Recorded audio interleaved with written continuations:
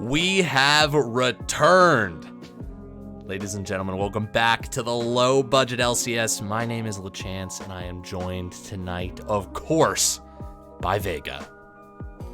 Where else would he be? It's playoff time. It's Executive League. It's top-tier League of Legends content with my best League of Legends friend, LaChance. LaChance, how are you tonight? Dude, I'm so good. I'm really fucking excited because of what we were just talking about moments ago, which is that this was the first game that we cast this season together, and we're back because the perfect narrative arc was in the script already. Holy shit, they're actually full-ass drafting. They're actually... Yeah, they are. Well, we're going to cut right to the chase, which is that Nyla? How do you pronounce that champion's name? Neela. Neela. I She was says sort of Neela. close.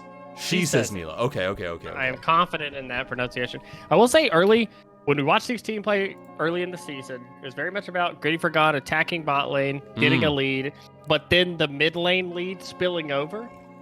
As we talked, remember we watched it was a Galio game, and then another game was Orianna getting this massive lead mid, just pushing constantly. Speaking of, Orianna locked in. I want to see how Griddy for God has grown from that. How has Griddy for God, done that? Now, Fast Prime did drop a series. Now, in that series, they did play Bard top after they had locked in the #1 seed. So, Visions, their mid laner, did message me and say they were going to try hard in the series, and then immediately followed it up with, "Do you want me to play Bard top?" I do gotta say, this whole executive season has kind of been sculpted around this narrative around Past Prime. These champions come to play in our lovely little league. 87% win rate across their season so far. Even if they're throwing out some Bard top games, these guys can punch, and they can punch hard when they need to. So this is about Griddy for God coming in 4th place, 58% win rate. Not a bad a lineup, not a bad squad by any means, but I see a David and Goliath match here on our hands, and nothing gets me more excited than that.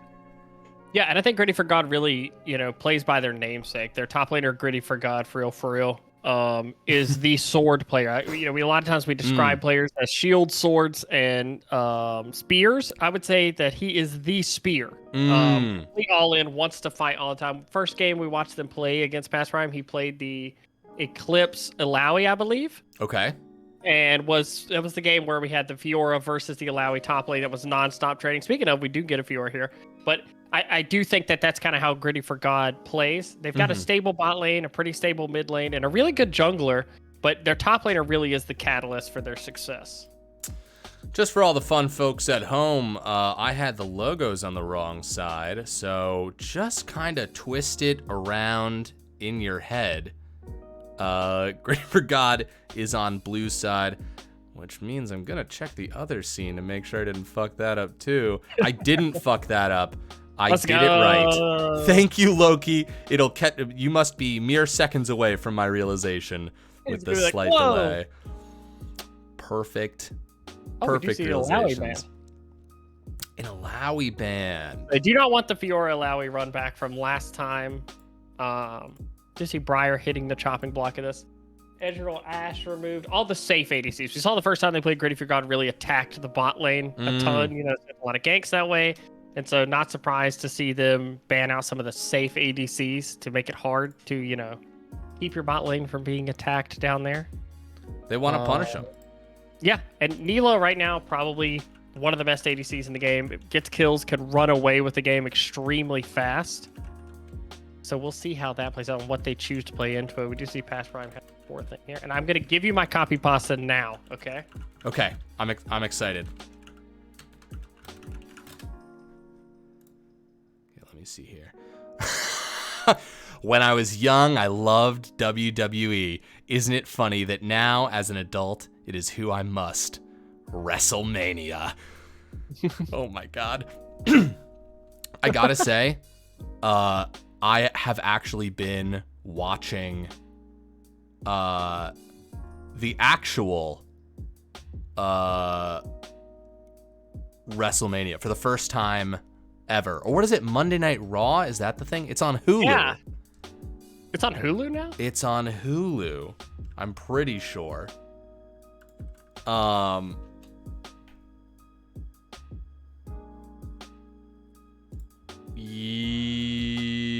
Yes, it's not set up on this computer, but I'm pretty sure that's it. Okay. Oh, Kog'Maw. I wonder how I can't personally say I know how the Kog'Maw Neela matchup goes. Braum locked in for Griddy Forgot here. We'll see what they round out this comp with. Should be a top laner. They do know the Fior's probably top. And Shyvana. Oh, I forgot. Isn't Griddy Forgot the team that has the Shyvana one-trick top laner? Oh my god. Wait, this is their trap card. Yeah, wasn't he like the most insane Oh my god, yes, it's like Shyvana ever? Oh fuck, that's right. And it's been so long. I actually believe it was banned out in that first series. We see it banned a lot, and yeah. Lulu Cog, though, can be a Oh. very dangerous. I really do like Past Prime's team comp. Very Yes. clear front line with Poppy, a split push threat, and their 4-1 is really strong. Orianna does a lot of good things at disengaging. It's hard for Neela to get in with the ball there. Kog'Maw with Lulu, very easy to deal damage range. But I do like, the Braum, extremely good into things like Kog'Maw, can eat a lot of that damage up if he tags anybody. And I think Shyvana's really going to be the X factor in this game, right? Because that's the thing. Definitely. Like if Shyvana's winning the side lane, this is a player who knows Shyvana extremely well, obviously knows how to play it. This is going to be really exciting. This is going to be extremely exciting, and what better way to add to the excitement than betting some schmeckles, which is what I am setting up right now. While you're doing that, we'll talk a little bit about Past Prime and how successful they've been this year. Three of their players are the top 3 in KDA in all of Executive. It's Sentinel Visions, Plug and Penguin, and Loki. All 3 sporting over 6.0 KDAs. The other 2 players are in the top 10, by the way. So all 5 players are in the top 10 in KDA. Buck wild. That's, pretty crazy stat. As far as kills per game, Sentinel Vision and Bob Timer, who are the mid laner and ADC of Past Prime, are the top 2 kills per game getters in the entire league.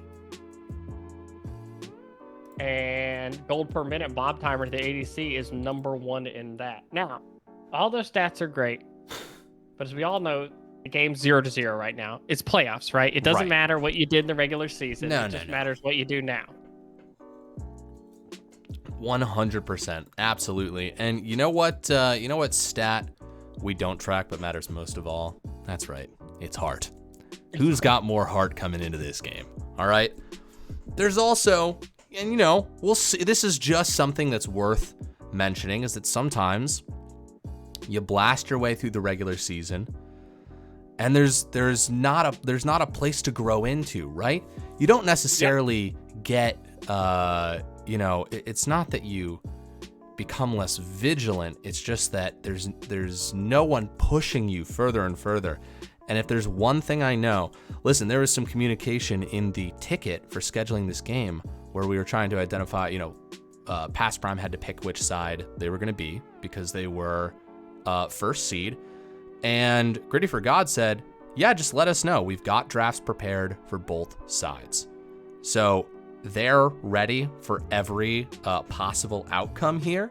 I'm so excited to see this, Shyvana. I think you're absolutely right. That is the big question mark, the big cue that we're going to be following through this game. Obviously, one tricks kind of changed the math of League of Legends, right? One tricks, it's almost defined as the meta is irrelevant. This champion, this strategy, it is you, and it flies in the face of conventional strategy. That can be a big buff against a team like Past Prime, who is so competent. They know how the game should work, and they can manipulate that, and to incredible effect. So this could be a wrench in their plans. Absolutely. And when you get to this point in the season, every team has a lot of tape. The first time they played each other, people didn't really know what to expect from Past Prime. Now teams have seen them. And as you said, when you're the best team, it can a lot of times can be hard to improve, right? It's a lot harder to like watch your games back and figure out where to get better when you're winning games so convincing. And whereas, teams like Griddy for God who, have had some losses this season can go back and watch those losses and say, okay, we understand why we lost. We can improve, or we can even watch past Prime's game. What are they doing, and get to that level, right? So I will say, I'm always interested when playoffs comes around. Who, we have meta changes, patches come out. Certain teams get hot at certain times. Certain picks just get better. Yeah. So I'm really interested to see just kind of how the read is. It did seem like Griddy for God had a very clear idea of getting the Neela, right? They want to take the R. They want to take some of this, abilities away from Past Prime. They want to pick certain things, but it also seemed like Past Prime kind of settled back into. They've had some wacky drafts this season, and they've played some kind of crazy stuff. But this is a very standard comp, right? This is a very straightforward frontlining jungle, split pushing top laner, team fighting on the bot side of the map, which is a little bit, I think, leans into them saying, okay, we've done stuff, but this is playoffs. We're going to be serious now. Yeah, so, I couldn't agree more. And oh dear. Sorry, you ever pick up a notebook, but you haven't picked it up in a little bit too long, and a bunch of dust flies out of it, and then some of that dust flies into your drink? Oh no, my girlfriend just dropped off hot cider. Oh my goodness, is it hot apple cider? Yes, it's hot apple cider with a little bit of bourbon. It's that time of year. It's that time of year, my guy. I love it. It's crazy. So I'm in New York City. It's probably like 60 degrees during the day now, which is I love, because I'm a big sweater, hoodie type of person. Yeah, I love it. I'm going to TwitchCon next week. I'll be gone for. By the way, I'll be gone for a week. By the way, I'll be in Las Vegas for a week. Yes. And I was like, cool, it's finally sweater weather. I hate summer. It's so hot, blah, blah, blah. It's going to be over 80 degrees every day that I'm in Las Vegas. So I was like, man. I mean, you're going to a desert city. I know. I'm like, I just got to. Comfortable. I like this. Yeah, listen, you're going to come back. The optimal weather for you will feel even better. And, sure. Halloween. It'll be almost Halloween. Yes. Oh, my God. Do you have Halloween costumes? Yeah, we're doing a group we do a group costume every year. We're doing the baseball scene from Twilight. Oh my god. Oh my god. Please, pictures, please. I will send pictures. I get to be Jasper. Oh my god. It's a multitude of reasons. One, he's too quiet to be me, but also this was a running joke is that he's a dead Confederate soldier who was turned into a vampire, and I'm the only person from the South in our friend group in New York City. Sure. So yes, that's gonna be a lot of fun. That sounds incredible. Okay. Let's see. Oh, I need to stream for you. Of course. I was just saying it. I was like, okay, perfect. Of course. What's that movie where the guys Specific Rim? That's it. Where they two brains. Oh my god, yes, where they fucking mind meld? Yeah. I was like, that's yes. Like if the LBLCS cast was a giant deck. We're only getting stronger and better and faster, and our robot is only gaining more and more, rocket launchers and laser blades, all the cool shit that you want your giant robot to have. Exactly. Beautiful. Beautiful. Absolutely, 100%. Folks, here it is. Game 1 executive semifinals. Past Prime versus Griddy for God. Thank you all so much for showing up. Doubt Spartan, we are not going to tank the Schmeckle economy by deleting all the Schmeckles, but thank you for asking once again. Thank you for the little chance licks toes. Banshee, what's up? Welcome as well. All right, Vega. Both these teams lined up, 5-point defense, looking at each other across the map. What's your gut? Who's winning game 1? I'm going to go against the grain here, and I'm going to say Griddy for God. I think the Shyvana getting through draft is a mistake. I think this is a thing where, you know, maybe you feel confident against it and you leave it out there, but I think that's where, you know, Griddy for God excels as a team is when they get these comfort weird picks, you know, when they are able to play their style. And I think we'll see past Prime ban that out and get through. I want to be not boring first game of playoffs we get to cast, so, you know. Listen, I'm right with you. I'm going to say Griddy for God takes game 1, game 2 goes to past Prime, and I'll revisit these predictions when we get to game 3. Exactly. We'll see how the games go. How definitive are they? Just a little bit of poking back and forth here. So this Nalia, now listen, I know we all know everything that Nalia does, right? Nobody needs to be refreshed on their abilities, passives, sort of any way that they interact with the game. Clearly they've got a dash of sorts here. But if you had to kind of break it down for a newcomer, what would you say are the most relevant things about Nalia? The biggest thing is she's a melee champion, and her passive lets her get full EXP, her and her ally, I believe. While in the lane CC, level 2 comes much faster than you normally would expect off them. Her Q, she like lashes out her whip. It's like a skill shot. If she connects with an enemy, it can be a minion or anything, she gets increased range for a few seconds.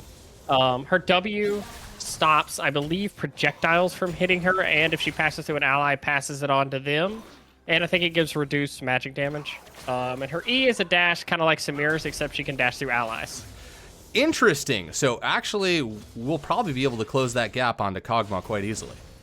Yeah, and the ult is a miniature Orianna ult on top of herself. So she spins her thing around her and kind of sucks everything into it. Very good at dueling other ADCs. Oh! Great smite steal there, I believe, from the Sejuani. Pretty sure Jungle Diff got that. Yeah, I believe so. Let's see when it pans back to Poppy here. But noticeably early here, most of the lanes going fairly even. Kog'Maw did go Cull. So if that lane is not punished, we'll have a little bit of advantage there. Speaking of, I don't know if it's public knowledge. I don't know if I'm allowed to say. I'm going to say it. I'm sure I'm allowed to say it. I'm so excited. Yes, I'll take the hit. The booth members got to vote this year for All Pro. Oh, we all got to vote. So yeah, I can actually. I'm not going to reveal what I voted for, obviously, but.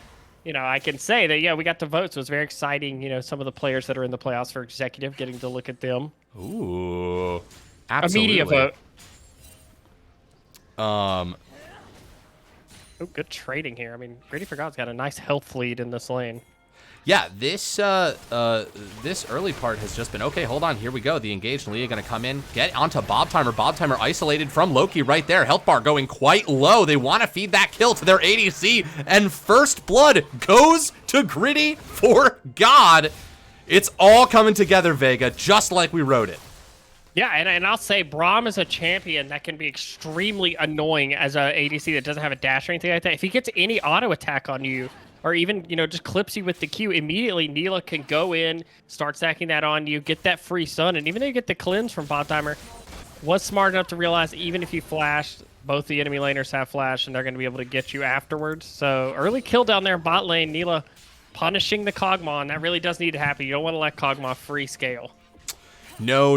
We know that's going to be where Kog'Maw shines. We've all made that mistake ourselves. Griddy for God. For real, sticking around. Gonna get a little bit of damage off. Wolf Skull Rider, looking pretty low here. Yeah, this is the advantage of playing a champion you're at one trick at. You know just the limits, how to trade, how to punish. So far, so good. The biggest thing I want to circle is, you know, I don't know how to pronounce their mid laner's name. Raewyn? Rain is how I've been pronouncing it. Rain. I refuse to acknowledge the U. Okay, Rain. Look at Kog'Maw. Look at Bob Timer up here. Going up, getting these autos off, trying to pick the real one. But over the wall, Jungle Diff, Copium coming up. But this is actually a 2v3. They haven't quite realized it yet. Yeah, and they do get the flash off of Nico there. Very important. I was just getting ready to praise Rain because we saw in previous matchups, Rain got bullied a little bit by Visions. Would go down and CS, but in this game, that Nico's been holding her own, farming, being able to get, you know, decent harass. Has already pulled the TP off of Visions there in mid. That gank obviously changes things a little bit, but without the gank, still pretty close. And honestly, that's just another testament to the kind of team that Past Prime is. They're like, all right, we just died in the bot lane. We know that the wave is not in a place where we can safely take it. Let's roam. Let's get a roam off. Let's see if we can cause some trouble in the mid lane here. And I believe they actually got a flash off that. Yeah, they got Nico's flash there, so great play from them. Now we're seeing people gather around this dragon. I know the camera's showing us a lot of different places. Nico going for the ult right here. Is the damage pop coming back down, but Sinone Visions has a friend. Which one is real? Which one is not? The camera absolutely refuses to let us see what was going on there. But there is a fight happening over dragon. But there it is, Shyvana ult going on. The one trick coming out here. They pick up the dragon, and they're going to go right for Kog'Maw. Once again, getting those slows down. Passives popping. He's stunned. Going to get the flash off. He does get over the wall. Bob Timer makes it to safety. I cannot believe he got out there. 50 more CS till this Cull's popped. Yeah. Ghost popped here from Shyvana, trying to just kite away, not let Fiora get that free damage on. This is where Fiora excels, is the dueling stage. Well, they drew the ult out, and that's a really good question. Speaking of the dueling phase, you know, the other thing about One Tricks is we don't know how the player envisions the plan coming together, right? We don't know what part of the champion they've decided is super effective and what they enjoy playing. So do you think that this is Shyvana supposed to be more effective in the team fighting? Is this supposed to be something that can rip through in the 1v1? I won't hold you to it. I'm just curious. I'm not really sure. It looks like it is going to be AP Shyvana, which a lot of times it's almost like a poke champion. You know, you want to ult and then poke them off an objective with the massive ease. And then, you know, you team fight essentially when the enemy team's low. It can be kind of annoying in the lane also, if it ends up being that. But I'm not really sure. I'm not really sure how the Fiora matchup goes, because you have to think the Past Prime knew that Shyvana, you know, there's a possibility it gets locked in if you leave it unbanned. Obviously, you know, any scouting will show that. So maybe they just feel like, well, later in the game, Fiora can side lane against it. Right. I'm not really sure if that's true, but, you know, maybe. Yeah.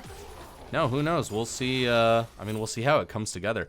We're 8 minutes in. Very patient gameplay. We've got a dragon and 1 kill on the side of... oh, here we go. Nice from Plucking Penguin, but a good response with the Sejuani ult right there. Shyvana's going to go in, but just that is what Poppy does, right? Knocks you back with the hammer, says, I actually don't want this fight. But now they're going to come and take Rift Herald. Yeah, even though they trade ults, it's an HP advantage for the side of Griddy for God, and that'll be another objective going the right. Bunbuns roaming up to mid. Good timing there, protecting the mid laner if Orianna wanted to do anything, making sure they get this Rift Herald. And so far, Griddy for God, an advantageous early game. But I want to remind you, first time we watched them, 3 to 4 dives bot lane. Right. They put Bob Timer behind, and it just, at some point in the game, it became Bob time. It just came online, and at their team play, you know, we akin to them to early 2015 SKT of they're losing, one ace, a Baron, and the game's over. That is right. I had forgotten about that. Yes, that sort of Past Prime's calling card pretty much this whole season is that they're gonna win eventually. That's how it feels like, at least. So it is going to be a matter of using these advantages. Speaking of advantages, there's the Braum ult going out right there, not able to hit a target. Neela trying to walk forward. There we go. Tag on to Loki, but a flash away is going to keep him safe. And now 3 versus 3. Both sides kind of walking away from each other.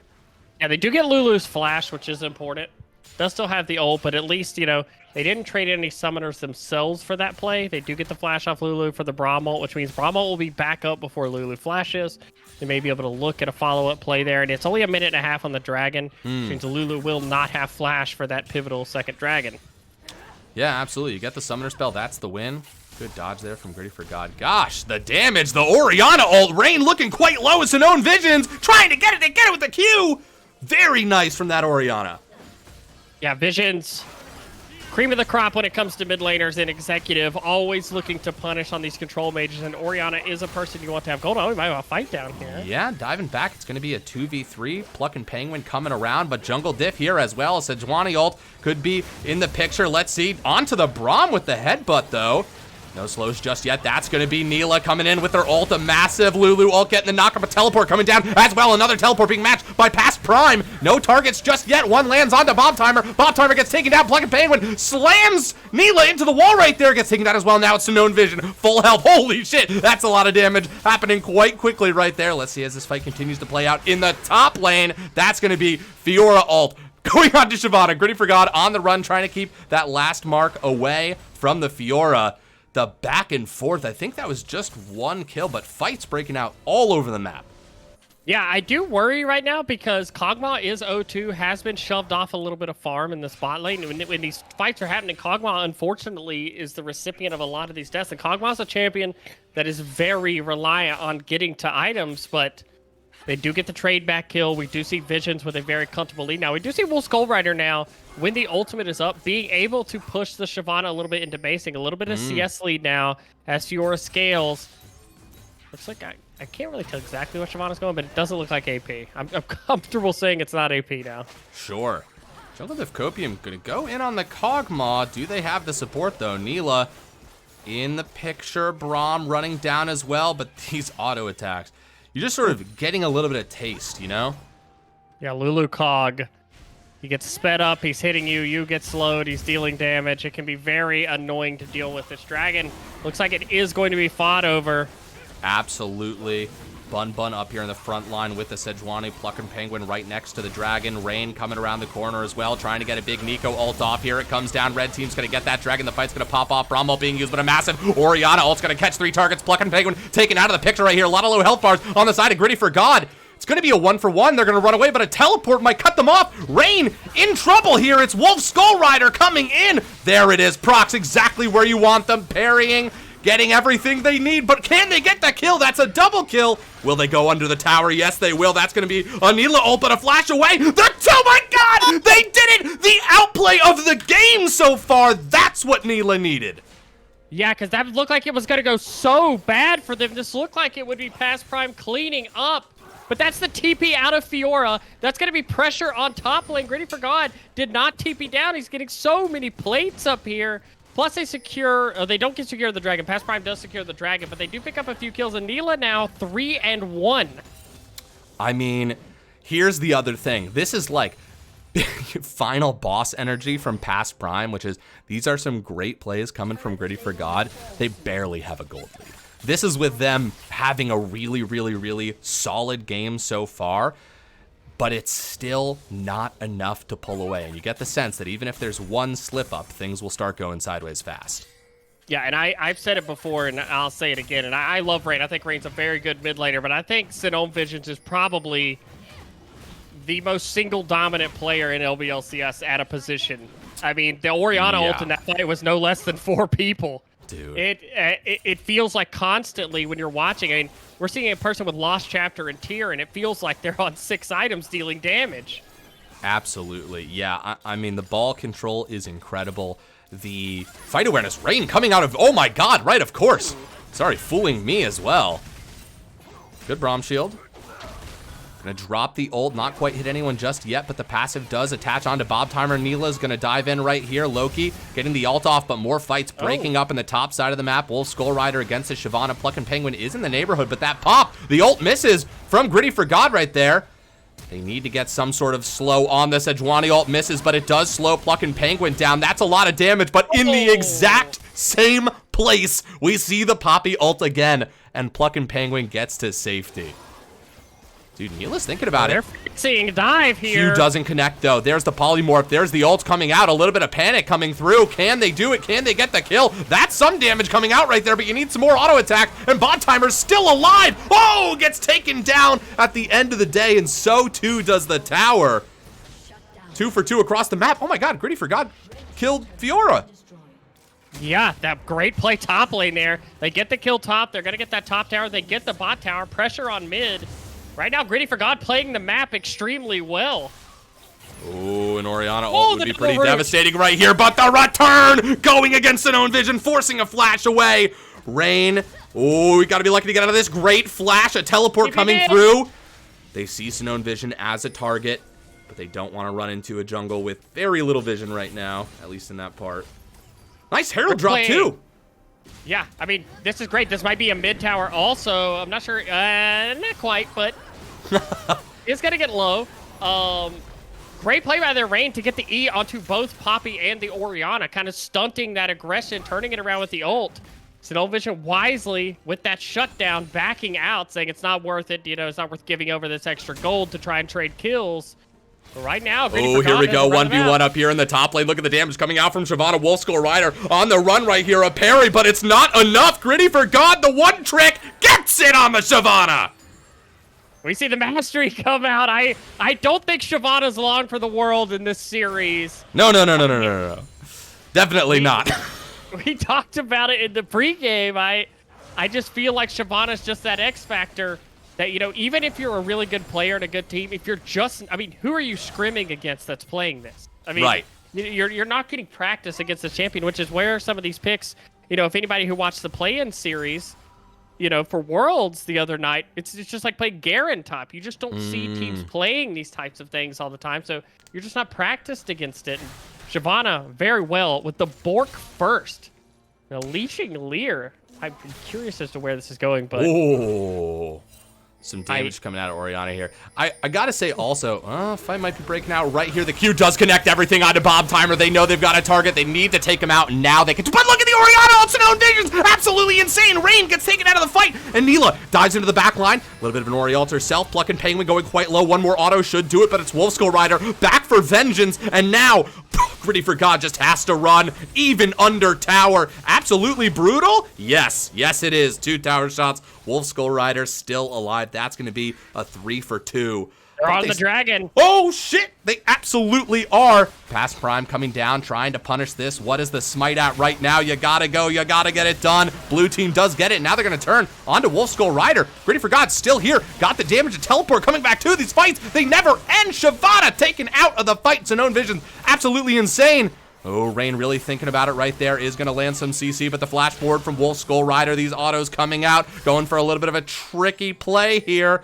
There's the real Rain, but Bob Timer's back. That's right. That's how long these fights are. The first guy to die is back in, and he gets the last kill of the fight. Just like that, we do get the dragon lead from the side of Griddy for God, but the gold lead over to Press. Did I say the last kill of the fight? I meant the fight is only just beginning. Right here, Plucking Penguin landing an absolutely smashing headbutt against the wall right here, but damn, the damage coming out of Bob Timer. It never ends. It never ends. And just like that, Kog'Maw is on a killing spree with a bounty. 607, the 10-stack Dark Seal for Sinnoh Vision. The Orianna, that fight looked like it was going all Griddy for God, but another 3-man shockwave brings that fight back to even. Dude, and it really was. Sinnoh Visions, I mean, the only one target Orianna ult I've seen is when there was only one target in the fight.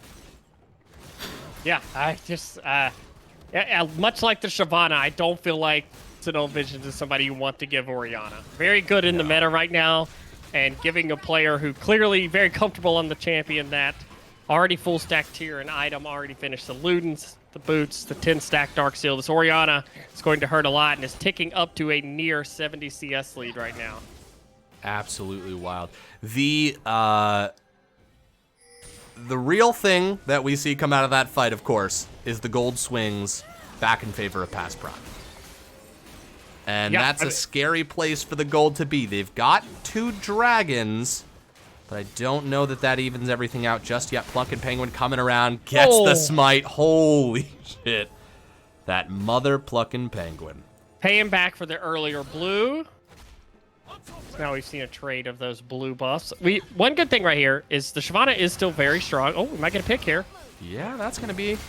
TP. CC against the wall. Teleports are coming in. That's the double knockup right there. Neela's here, but you're going to have to run because you're in a choke point that looks pretty good to Orianna. Look where the ball is put. Grabs Steam Bun Bun. Sejuani ult onto the Ori. Rain coming in here, though. Can we get a Nico ult? Knocked back by the Poppy. Hero play by Plucking Penguin here, but the back line. It's Shyvana. They go in with Nyla. They're going to go in. They're trying to get Bob Timer. These autos coming through. They get taken out in the end, but now it's Wolfskull Rider in a 1v3 in the back line. Sorry, where's the back lines and front lines in fights like these? But Wolfskull Rider, absolutely crazy here, gets a kill.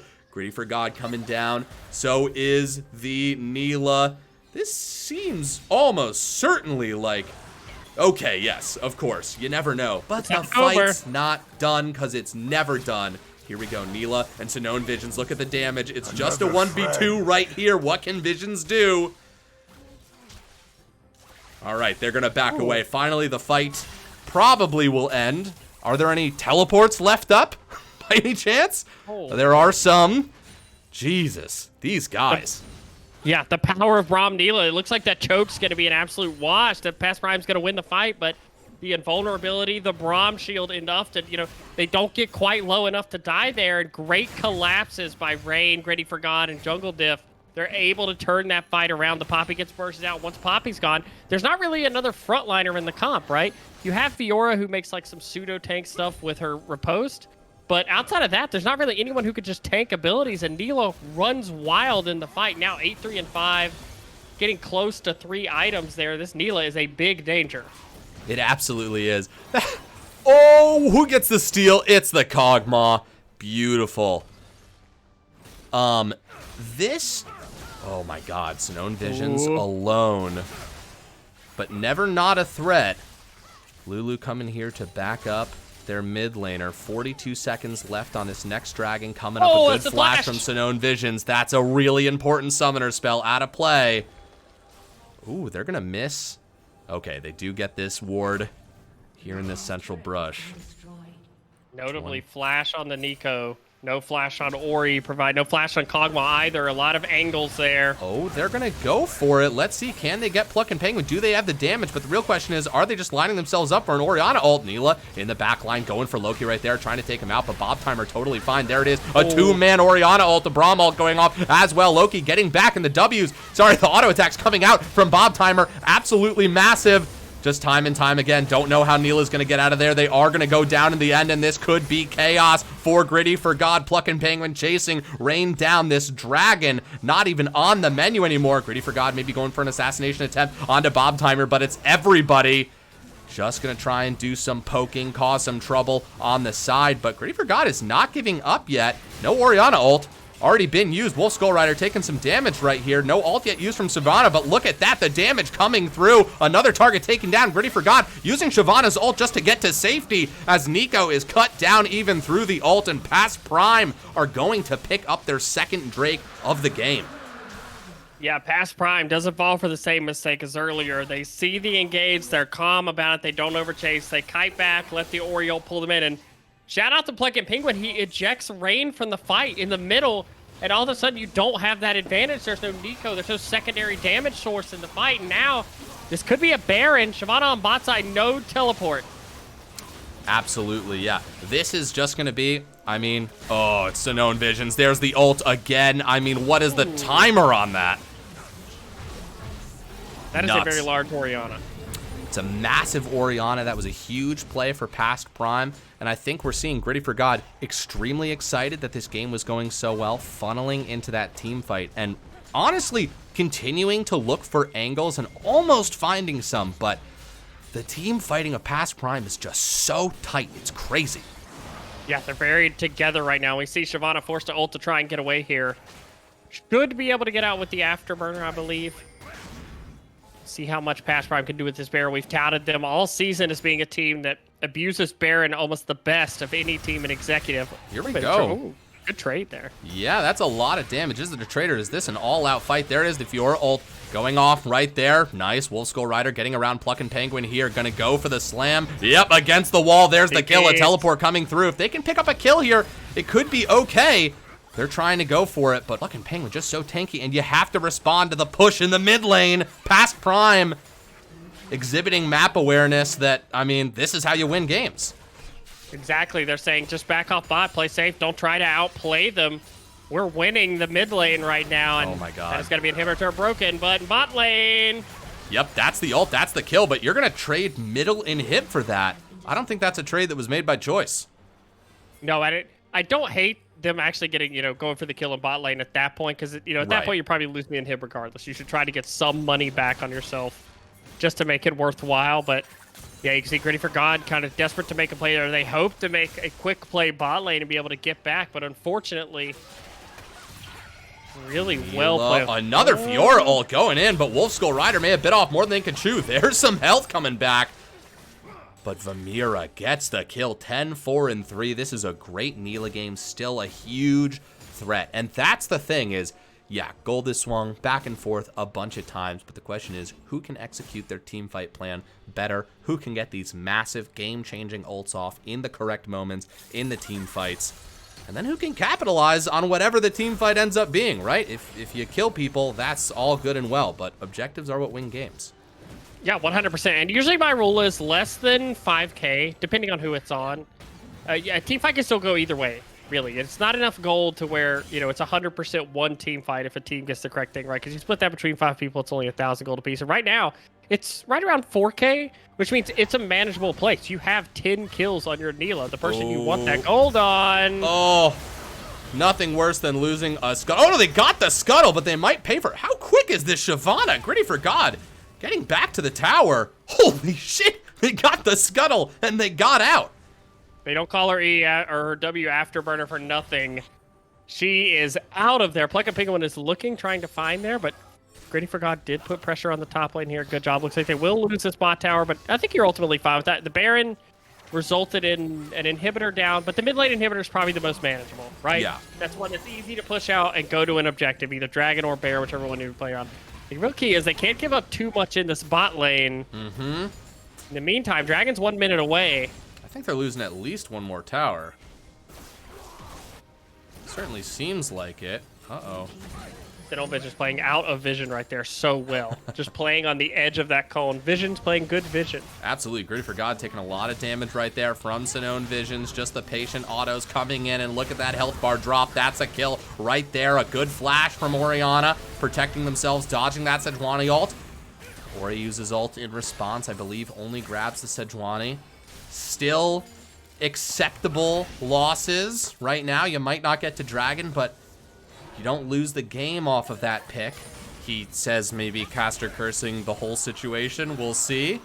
Look at the autos coming out from Bob Timer. Oh, all that early work, and now you've still got a Kog'Maw. That's Bob time. He's got the Kog'Maw with the Lulu in his back pocket. They go in. That's going to be the double knock-up. Jungle Div Copium going in. Nico going in with the ult as well. They're just going to try and burn down Sinone Visions, but surprisingly tanky. Absolutely crazy. Kog'Maw still able to eat through the team.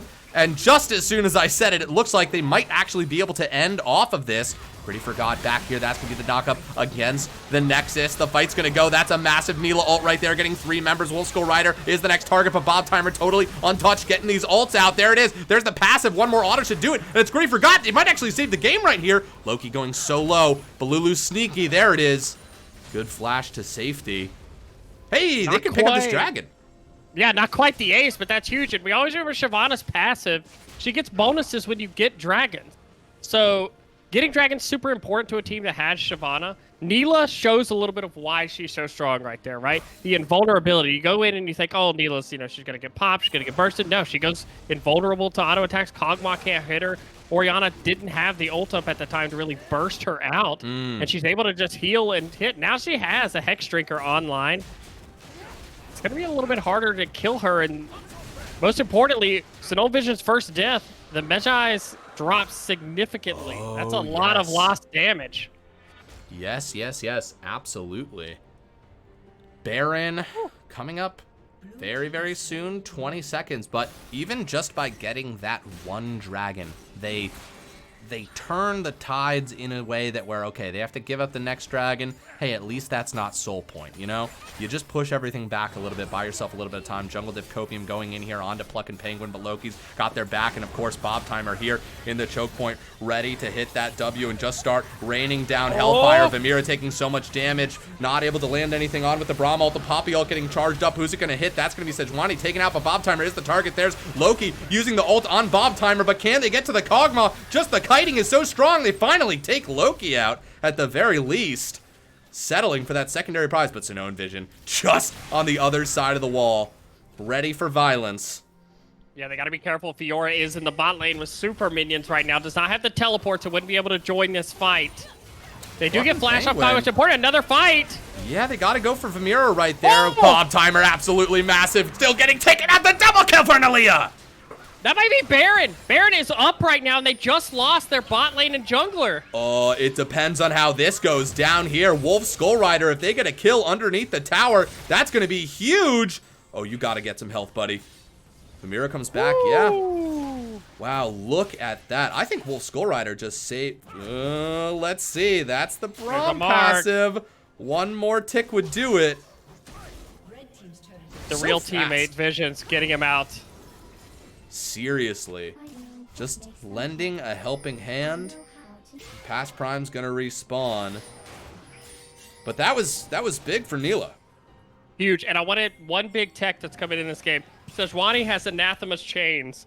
I'm assuming it's probably either placed on Ori or Kog'Maw that does provide extra CC whenever they get CC. That is huge in this game where they need to lock down and burst out a target.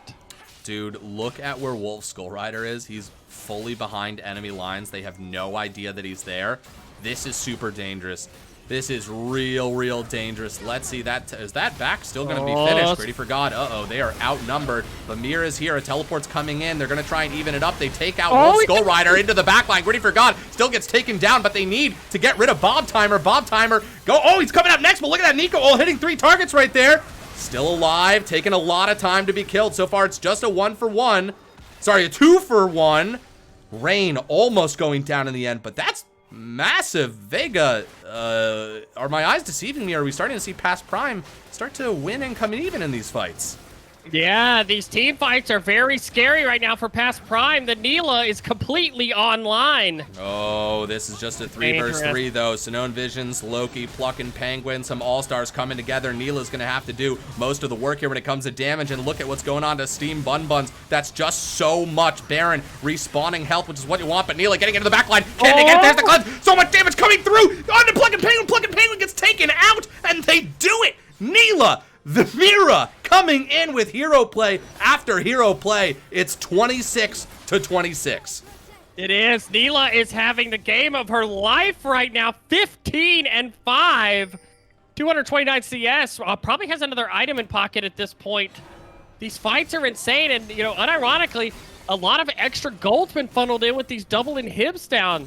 We've seen, you know, Nico back just farming waves here. We've seen Shyvana picking up a lot of free gold off these waves, and now the game is very close, and we're in a bit of an awkward position. You do see Fiora opted into the full split push build, is trying to push the side waves and duel, which means these team fights, she's not much of a threat to the Neela. Griddy for God walking in onto Wolf Skull Rider, both level 17. Let's see, red buff, believe does, oh, goes to Griddy for God right here. Oh, over the wall. Oh, Yeah. ult was up, but Shyvana says, no, I'm not going to go. Run. It's so telling that is not going heartily in favor of Fiora. Yes. That is a close fight means so much for Griddy for God. Yes, absolutely. Oh, vision is just going to be so key in these team fights with the levels of poke, just the utility tools available to both teams are insane. And vision is going to be everything here. Yeah, Vision's the name of the game right now. This extremely close battle around. We do have the dragon spawning. It is soul point for the side of Griddy for God, but they want to Still flip wanna at this force Baron. this. Absolutely. Plucking Penguin coming around.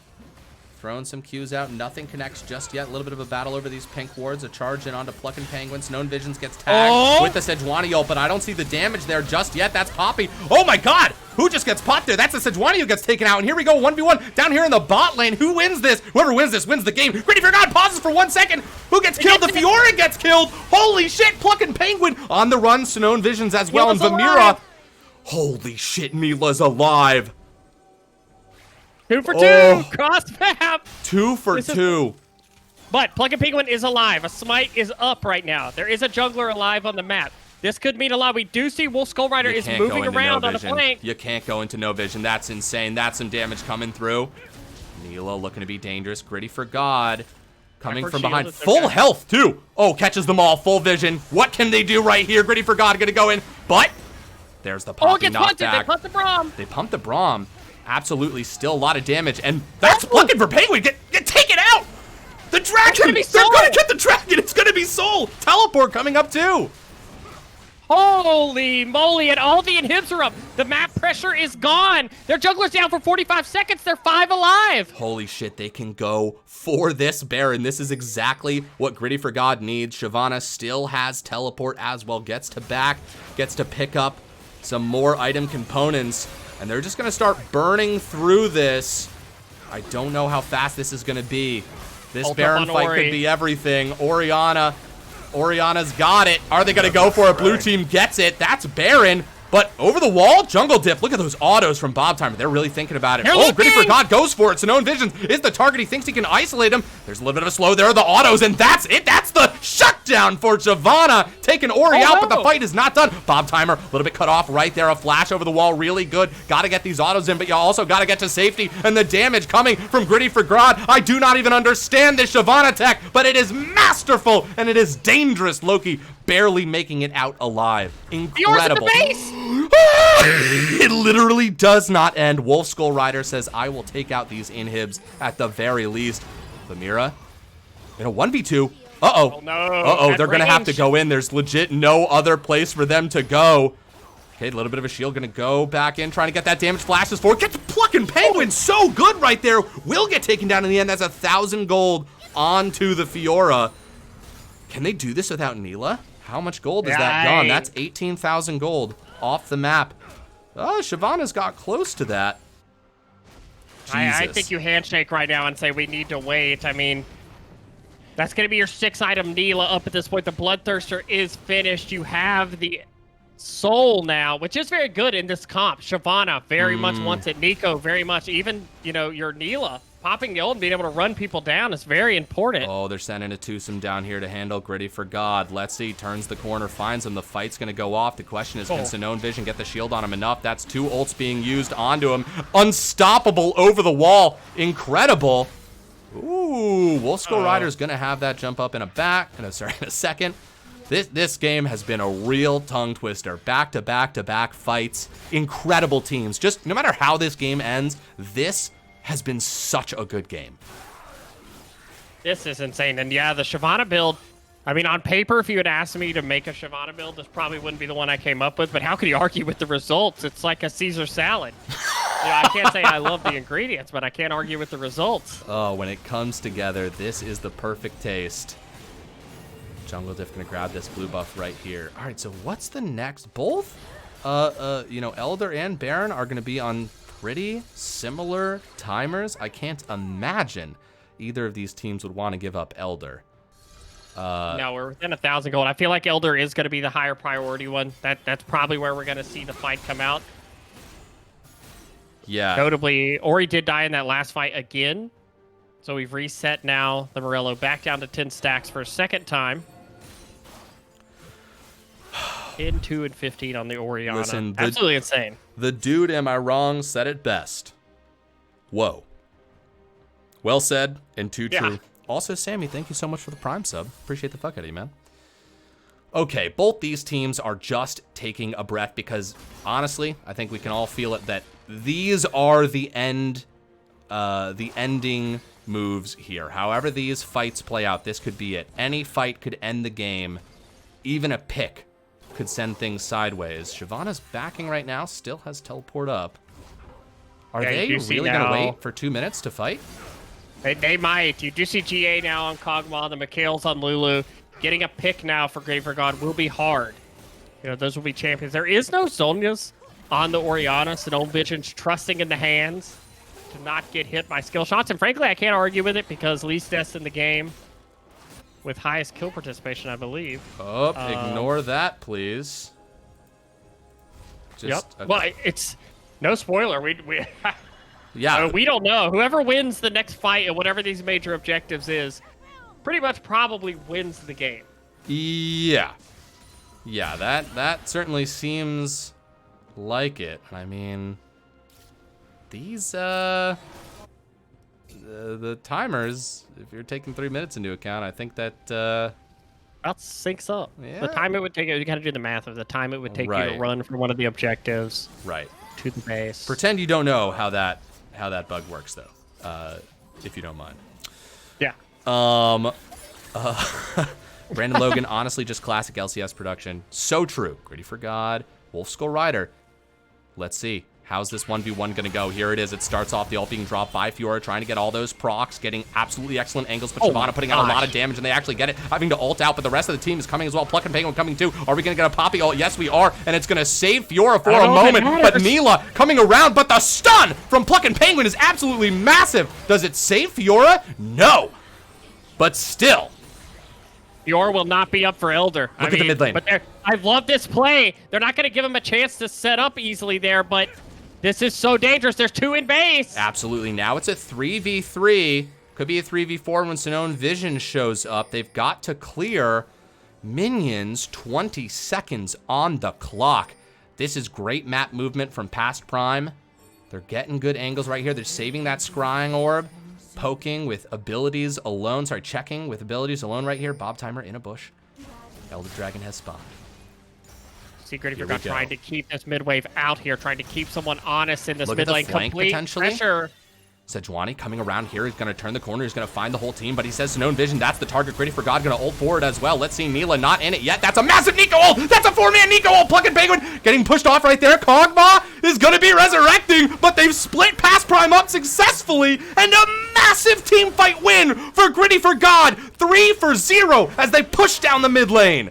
I think they've done it. I think that's going to be it. That's both carries down, and we talked about Orianna does not have a Zhonya's. There is no protection there. After the flash, they're willing to just flash on in. This could be the victory march. Let's see. Everybody turns onto a target. Wolf Skull Rider is going to be one of them, but Loki gets taken out first. Wolf Skull Rider just on the back. They've got a wave. Vega, Griddy for God. We're ripping through Nexus turrets as they go. The Nexus going to be exposed. Wolf Skull Rider doing their best, but gets taken out. And there it is. Griddy for God taking game 1 in this best-of-3 series. That is 20 kills for Vayneira on the Neela. We talked about the Shyvana not making it to game 2, but I don't believe Neela's gonna make it. Oh my God. Gods can bleed. Past Prime, for the first time I've ever seen them, their backs up against the wall. What will they pull out in game 2? And Griddy for God, just fucking hats off. Gotta say, Vega, this might be the first time we both accurately predicted how that shit was gonna go. It never happened. Everyone remember this day when me and LeChance accurately predicted a game 1. Oh my God. Oh, goodness gracious. Goodness golly me. Look at these damage charts. That Shyvana tech topping the charts, absolutely. And I gotta say, you know, I think that, you know, when you say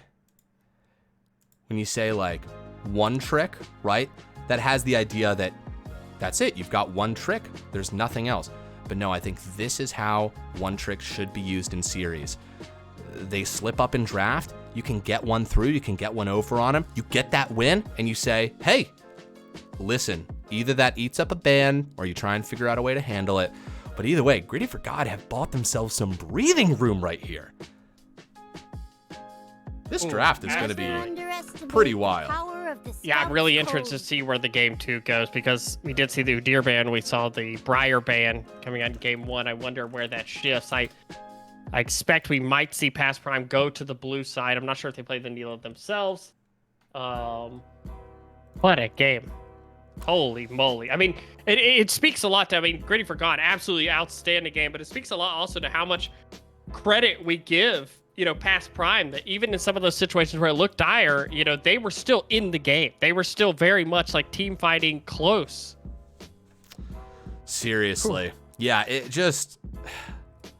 Congrats. Two really good teams playing League of Legends. Dude, just... And the fact... Just the fact that these matches are as close as they are.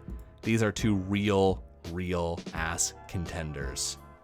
All right, let me give my Schmeckles out. Well, I guess they're not mine. Let me give our Schmeckles out. Give our Schmeckles out. Dude, 72% bet on Past Prime. There are about to be some rich motherfuckers out there. I always bet against my brain. Because my brain would normally go with, you know, what people think. But I just made 6,300 schmeckles when I only bet 1,000. So, dude, there it is. There it is. The key is like, I mean, the Past Prime guys know that I love Past Prime. Oh. I've been like a Past Prime. I've been out here. I hope they don't think anything but that. Yes. If you ever watch the booth, it might as well be Past Prime Big. I might as well have it ahead of my name. But when we step into this booth, when we get ready, I just want good games, and that right there was a good game of League of Legends. It truly was. I gotta say, Past Prime on red. Yeah, same sides. I'm not mad about that from a producing standpoint. No, easy. We don't have to adjust anything. Isn't that great? It's so good. It's my favorite thing. Beautiful. Now I know completely how the sausage is made. Yes. Yes, you truly do. I went to sausage college today. You did go to sausage college today. We finally got some airbags installed in this vehicle. If the stream crashes, Vega can scream as well. Yep. I say scream or stream? You said scream. I can do Vega both. can scream. Dude, I'm in a hot room. My building only does AC, or only does cold or hot at any one time. So it's either very, very hot, or it's, as I prefer it, extremely cold. I do prefer cold. Actually, weirdly, I don't know. I like cold because I like wearing hoodies and sweaters, and I don't want to put one on a sweat. But I don't notice when it's hot in our house. Mm-hmm. I'll be sitting in like a hoodie and sweating, and then all at once I'm like, oh, it's really hot in here. I don't know what it is. Maybe it's like college gaming when I would play like StarCraft all the time. And I just would like sit and play for hours and not notice. Yeah, I mean, that could do it. Now my body's used to it. Yeah. Not gonna lie. We do have readies in the chat. Draft start. Beautiful. I'm so interested in how this changes. Dude, me too. Will the Shyvana be in it? That's the big question. If you're Griddy for God, do you make any major changes? I'm just so excited to see Griddy for God pushed. You know? Like, we know these guys are so good. Yeah. Same band so far. Will the Ari be banned, or will they choose to ban the Orianna? Ari banned. Ori gets through the first wave. Neela off the table. So they have left the Briar up. I do think, though, I think Briar's a very good champion right now, but I think playstyle-wise, Griddy for God operated very well with kind of an engaged tank jungler. I felt like Sejuani did a lot of work in that game. I do wonder what they prioritize this first pick. Gonna be the Shyvana. They're blinding it. Wow. So here's the thing, right? Past Prime, very good team. These guys know what they're doing. It's not crazy to think that they would be able to think of something to come around. Holy fuck. That is a Nunu. Oh my god. That is a Nunu. And there was no thought right there. That was insta-lock. Immediately. And the Briar hovered. Briar's very good right now. That's a lot of semi-global pressure also. I'm going to grab a glass of water. I'll be back in 1 minute. I've got you. See if they do choose to lock in the Briar. I'm interested also the Nunu build. Will it be tank Nunu? Will it be AP Nunu?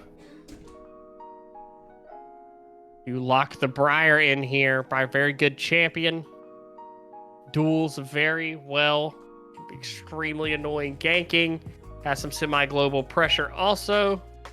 So we know that Griddy for God likes to play bot lane, and it will be the Galio locked in. I do like this because a lot of times with Briar, self-taunts, when she goes in, things like that, that extra resistance while she has the sustain she has from Galio ult can be what turns a fight. Now, earlier in the season, we did see the Orianna versus Galio matchup in these very same teams.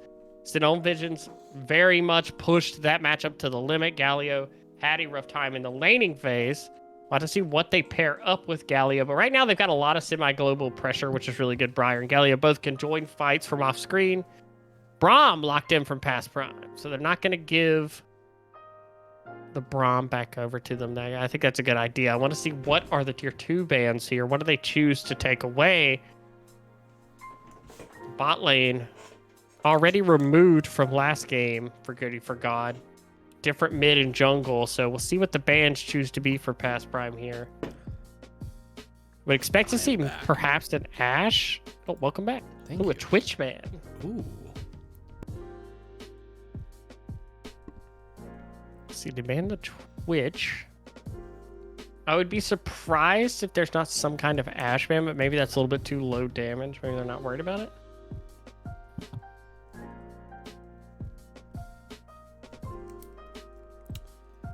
Let's see.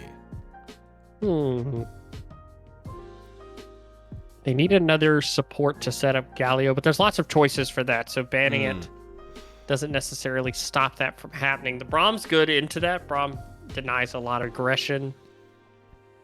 Love the thought that's going into this. These guys are not rushed for time. No, they take Samir out, which I do like. You know, plays a similar role to Neela. I think Samir's slightly worse in the current meta, but still, you know, similar champion. They're not going to allow any of that gameplay to happen. What do they lock in here? They have the option of picking their top here. They do know Shyvana's going top lane. Mm-hmm. Fiora is available if they thought they wanted to run that matchup back, but it didn't feel like that matchup really favored the Fiora. Yeah, I think at the very end when push came to shove. I like that. It's an Ornn comp. If you go back to last game and you have ornaments, is the game different, you know? Oh, how interesting. Maybe they're thinking, they're locking the cog. Okay. Shut up. Please.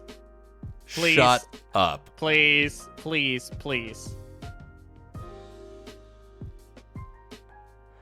Do they do this now? When they're back, if they lose this game, they're out.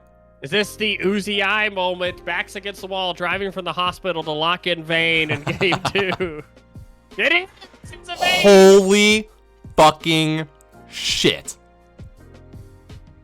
This is Past Prime. Oh my god.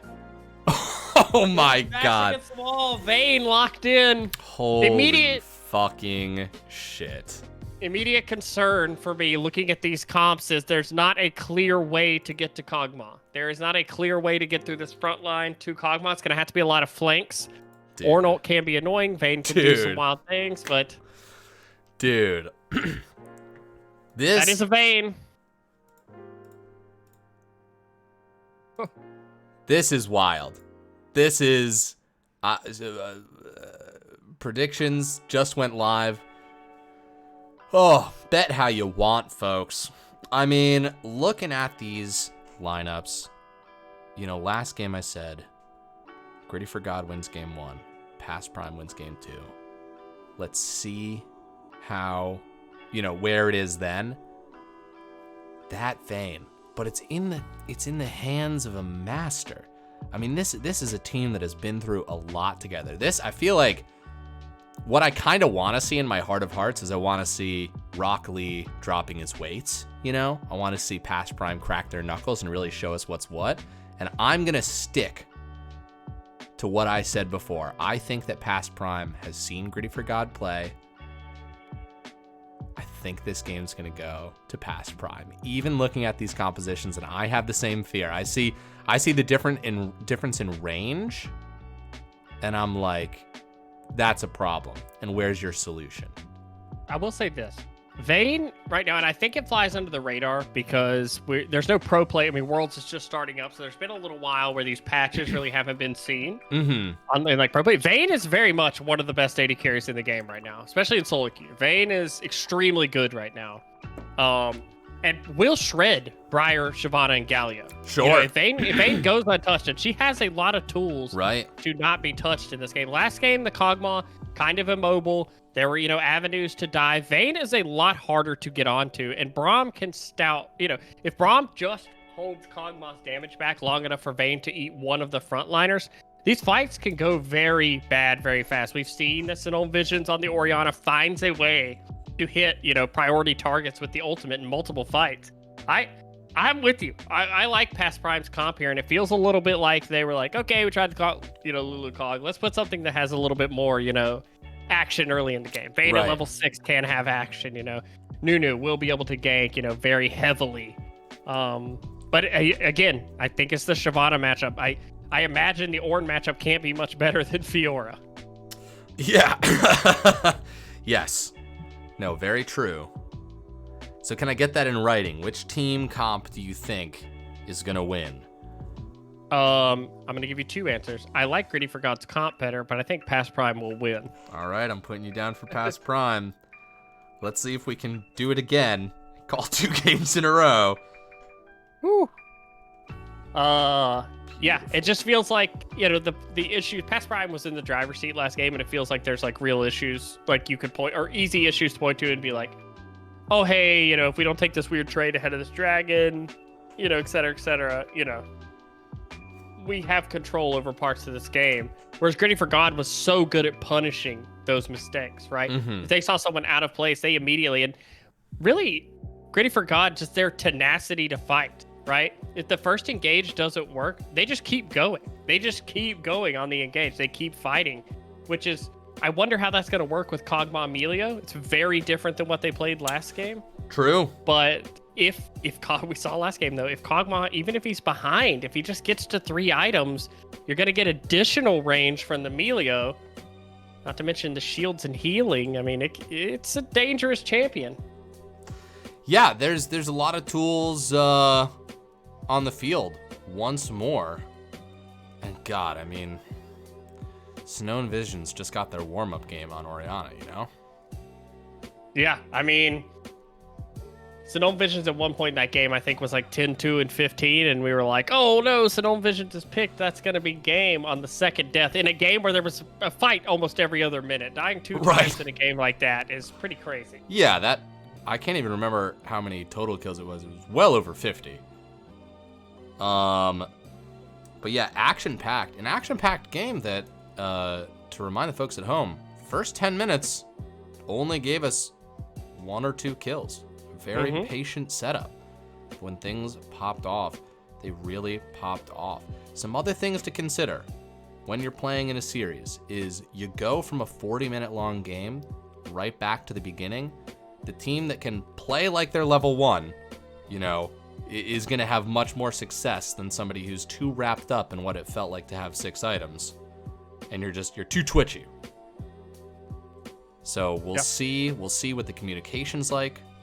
I wonder if we'll have any level 1 strategy. I feel like level 1's, you got the Braum, that's gonna be the side that wins.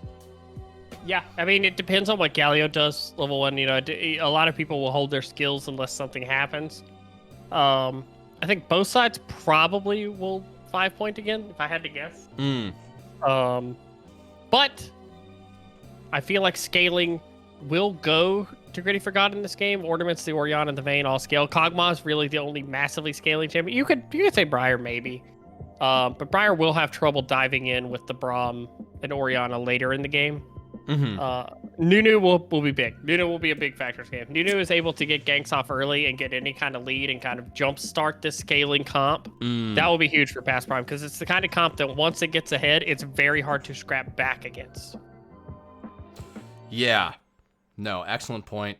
And also, like you said last game, Shyvana really wants those dragons, and Nunu's going to do everything they can to keep those away. Yeah, I'm surprised we got Shyvana yet, but they were willing to first pick it. And I mean, if you're on the side of Past Prime, pick your poison. Do you ban Anila? Do you let priority picks through? Or, do you let Shyvana through? And I guess they thought Shyvana was the one they were willing to tolerate, in that game. And I do think that was the right choice. I think Nila's ability to cut that backline up was huge. And we'll see if it actually is the right choice, right? I don't know how this Shyvana is going to play into this Ornn. But what I do know is that Griddy for God is very excited to play it. Let's see if we can tab over. Yeah, I mean, it's win or go home right now for Past Prime. It's, you know, your number 1 seed down a game in a best of 3 to move to finals. A lot of pressure right now. But they've been here before. They've been here on the biggest stages. Former NC State collegiate team. Got to the top 8 in the country. And one noticeable difference is having the Ornn as opposed to the Fiora is your entire playstyle kind of changes, right? You opt more into 5v5ing as opposed to the 4-1 trying to let the Fiora split. So, you know, that'll be an adjustment for them. You know, calls, I trust that they, you know, could do that. But how does Griddy for God, you know, change that? Because last game, their 4v4 was very strong and they were winning the side lane. Will that be the same when they have to 5v5? I imagine a lot of Shyvana's role will be to try to keep Ornn in a side lane. And no tricks here. A 5-point and then a defensive strategy from Griddy for God. They don't want any tricks right now, and I don't think Past Prime is willing to risk any.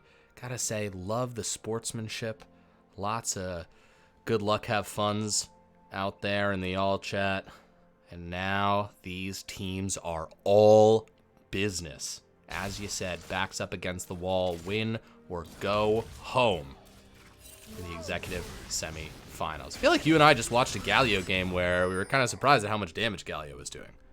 Yeah, Galio can hurt. I played a solo queue game of Galio just a few days ago. Nice. He hurts, surprisingly.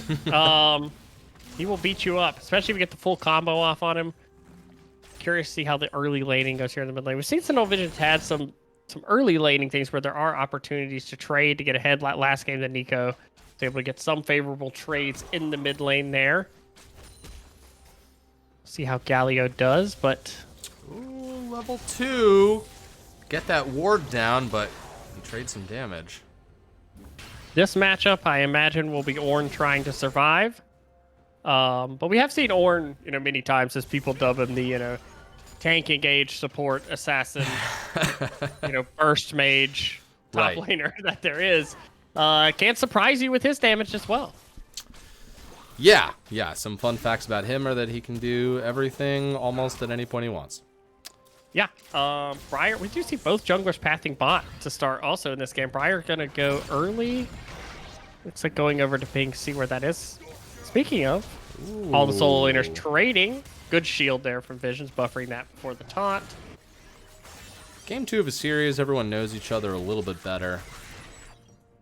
Can try and... you've laned now against each other. You kind of know the tendencies. I think the biggest adjustments, you know, Rain has the advantage of having played against Orianna last game, whereas Visions is playing against a very different champion. Galio, this is set up pretty well. It absolutely is. The ghost was popped. Nunu's coming down. Big ball of gunk here. Oh! And that's a strike. You always think you're out of it. You always think. I know. Okay, it's got to run out. It's so big, it's so long. Ooh, Nunu Shyvana?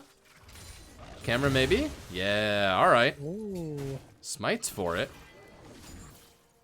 He's forced to smite that. And notably, no flash on the Orianna.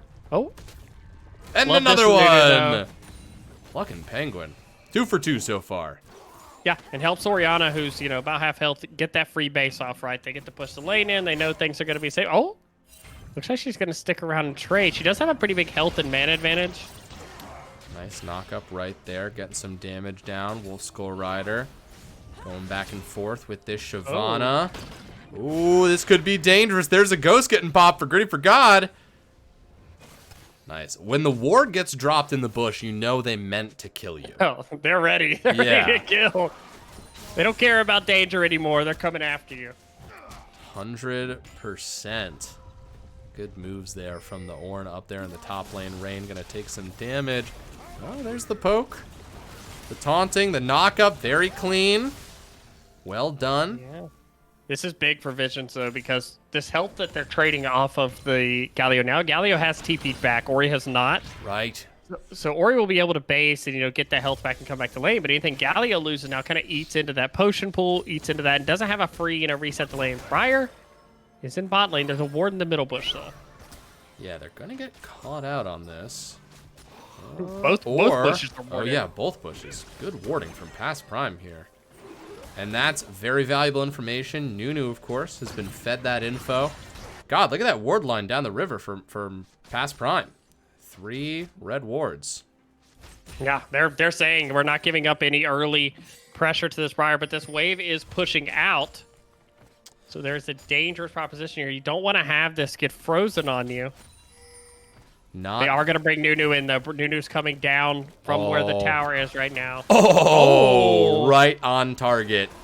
Now the back will probably be finished, and they're actually going to probably wait this out, and then Nunu's going to come in. Uh-oh.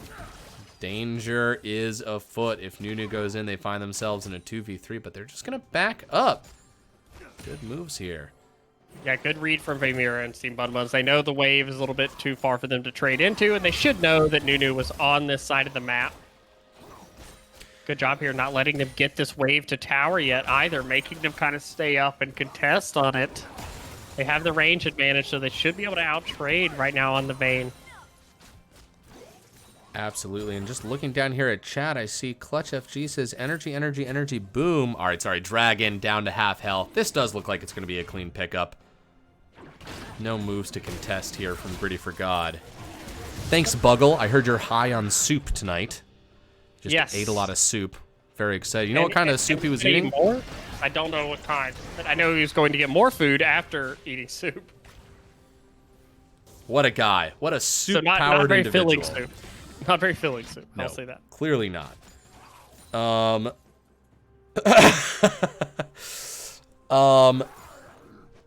He had some corn soup last night and it slapped. I'd love to know more about that. I love the idea of corn and soup. I think that's great. Adds a little bit of sweetness. It is soup weather. It totally is soup weather, and here we go. Oh, Galio ult immediately coming in. Great coverage from the mid lane. Question is, okay, a lot of fights breaking out right here. A flash forward from the Ornn. Ghost being popped by Briar as well. Shyvana getting level 6, turning Rain here as well. This could be first blood. Who does it go to? I think they wanted onto the Shyvana. There it is, first blood, but Nunu's coming around big, and Sinone Vision as well. That's going to be some more damage getting taken down. Rain in a 1v2, but a good flash over the wall gets them to safety. A 1-for-1 top for jungle. Was there a clear winner out of that skirmish right there, Vega? I gotta favor Griddy for God in that the gold on Shyvana probably more valuable than gold on Nunu, just because Ornn now doesn't have flash, is not gonna have TP. Ghost saved on that Shyvana, who already should start reaching a point where she's going to start taking advantage in the 1v1. Gets sped up a little bit there, but ultimately, if anybody dies on your team, Ornn's probably, outside of Braum, the person you care least about dying. Will be valuable regardless. Right, they're gonna get there and do their thing. And, good farming here by Bob Timer bot lane. Despite being pressured most of the lane, it does have a CS lead. And on a cull. We didn't talk about it a ton, but Bob Timer did a great job living for as long as they did last game. Everyone was really out for Bob Timer's blood. Yeah, I mean, Bob Timer is used to it, normally gets attacked a lot. Is a lane that is assaulted a lot. They're a very aggressive player.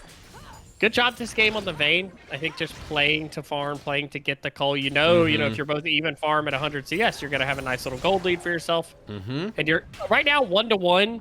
Past Primer's probably pretty happy with this, right? Yes. The Galio, it did end up getting a kill, not directly, but it did end up leading to a kill. But your team also got a kill. You've got a 22, CS lead in the mid lane on the Orianna. The Ornn is not down in farm top lane, and the Ornn has a cull. I did not notice that until just now. Ah, holy shit, yeah.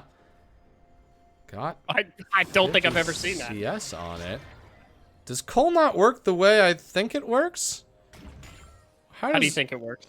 1 charge for every 1 CS? Yeah, I'm assuming he started Doran Shield based early, bought it. Oh no, he just built it in lane. He's Ornn. It's oh, so right, of course. Look, oh, Briar ult misses, but barely. Love that Melia was there as well. Really good roaming from these supports. Both teams are everywhere, which is exactly where they need to be. Both teams need to be everywhere all at once. Will be a plate over to Vayne there, but they did trade the Ori ult for the ult from jungle there, so probably fine with Visions not having that ult. That's a lot of threat off this lane. Meanwhile, we do see Nunu in topside river. Or no, Briar in topside river, sorry. Maybe Rift Herald on people's minds soon. We'll see. Briar does not back. Finds himself face to face with the Nunu. Does make the dodge. Let's see some smites going out right here. That's a Nunu ult as well, but the damage coming through from Sinone Vision is so much.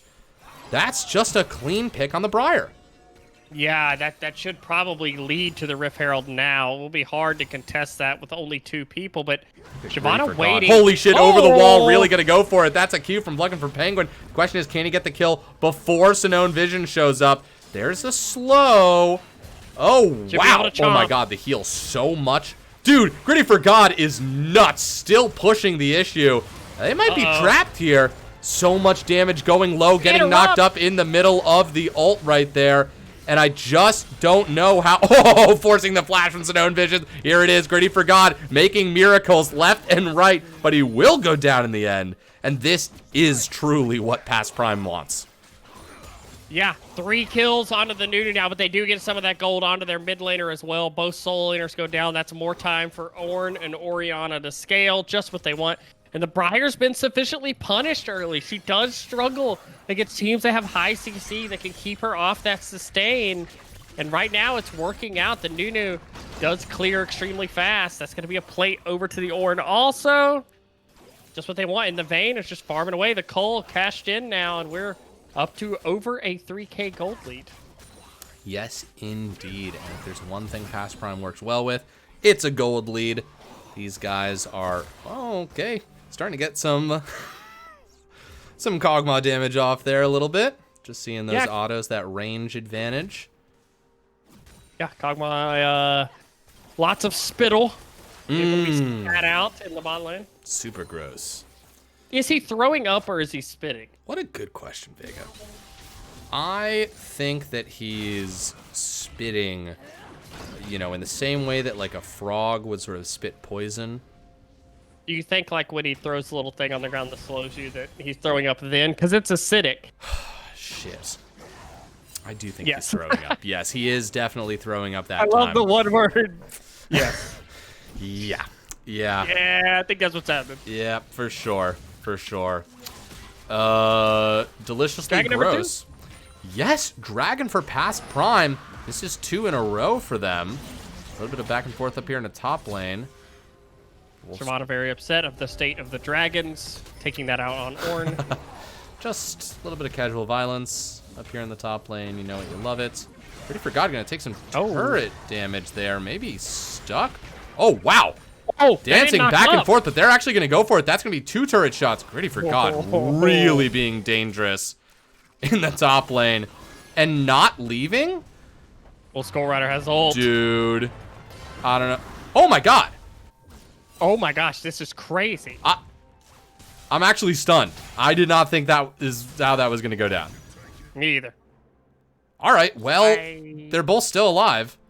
Yeah. I will say Griddy for God does this more than any player I've ever seen. He is the master of waiting in lane till the enemy laner backs and then doing this. Wolf Skull Rider played against it last game, now is used to that trick. Where's Briar ult? Oh, barely misses top lane. Trying to get Braum. I get it. I feel ya. You gotta try. That's one you gotta try. Oh, yeah. That's gonna be a clean Rift Herald pickup as well. Everything's coming up Millhouse. Truly is. Millhouse, of course, notable Past Prime team member. Still, really good vision on the bottom side of the map for Past Prime. They're keeping that vision line up and sturdy. Not slacking in that department at all. No. Most surprising in this game for me is the fact that we've seen no action bot lane. They really have just been in farming. When in previous games, this has kind of been the epicenter of, you know, attacks, ganks, things like that. But both teams seem to be just, I mean, it is Kog'Maw Vayne. Both teams probably think sitting and farming, you know, benefits both of them. Right. And both teams want their carries to get to items. Meanwhile, on the other side, the Nunu has kind of hunted out, you know, engagements on this top side of the map. And it's worked so far for Past Prime, you know, 3-0 on that Nunu. And it appears to be AP Nunu, which was buffed on this last patch. Well, fucking Penguin's here. Ooh, Griddy for God, maybe going a little bit too deep. Not sure if he notices he's in Nunu ult just yet, and there it is. Shyvana ult over the wall. He did a great job of not taking turret aggro while he was under tower. Yeah, also not panicking and immediately ulting. Waiting it out, waiting for them to commit to the same side of the wall, then uses the ult. Guarantees he gets away. Doesn't pop the ghost. Or, I'm not sure if ghost was up when that happened, but... Me either. Does have the ghost now, so... All I know is I definitely would have panicked. Oh, weaving these autos in, really prioritizing it over damage on the tower right there. They're trying to just cheekily cheat out a kill. If Briar is down here in bot lane, the bot lane's got a base. This could be the bot tower going down, which would be the first tower of the game. Be pretty. A lot of gold back onto that Kog'Maw if that's the case. Griddy for God needs to start making some plays like that. Nunu coming down. Okay, this is good. Saving the tower. Saving the tower. Look at these autos coming out. Gosh. Really chunking hard, but the bot lane is able to show up, but Briar has stuck around. She's really waiting it out. Be a good angle for them here. I mean, on the mid lane, Orianna continues to stack the tier and stack CS lead. But does happen to Galio. If Galio can't get out of the lane to force action, is a melee champion into a range, and Evolude will start to lose the fight. Good baiting here. They're taking a little bit of damage. It kind of incentivizes Bot Timer and Loki to look for those kills. They do still have... Briar has been here for a while. Oh, there's the ward. That'll do it. That will do it. 2 autos on. Nunu's down here too, though.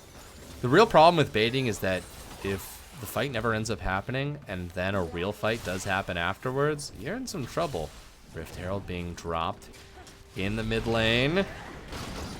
Dragon coming up in 49 seconds. I mean, I feel like we're watching some pretty technical League of Legends this match. A lot of like jockeying for position, a lot of map movement, people moving to support each other, waiting to see if the situation arises, lots of damage being done, but not a lot of kills yet. Yeah, I mean, this kind of plays into how Past Prime plays, but I wanted... Oh, that Oriole miss. Yeah, first one I've ever seen. Miss. Yeah, a rare miss for Sinol Visions there, but that's big. Okay, Briar ults have not connected yet, but there have been a lot of close ones. Jungle Diff Copium in some trouble right here. This is Briar. Oh, yeah, here we go. Galio ult being charged up. Let's see. Nunu ult being canceled as well. Plucking Penguin. Fighting fucking Briar right here. Sorry for getting all the champion names. Ornhorn being called. Look at this flank position right here. That's going to be one person knocked up. Griddy for God on the other side. Dragon actually CCing part of Griddy for God right here. And this is the Vayne popping off. Bob Timer getting that first kill, but she's going to be the target. Did they take Dragon? No, they have not. Jungle Diff Copium in a lot of trouble here. Melio taken out of the fight. Briar across. Are you also getting these pauses? This might be the fun spectator. Stutter, yeah. Briar, in the 2v1, just gets taken out.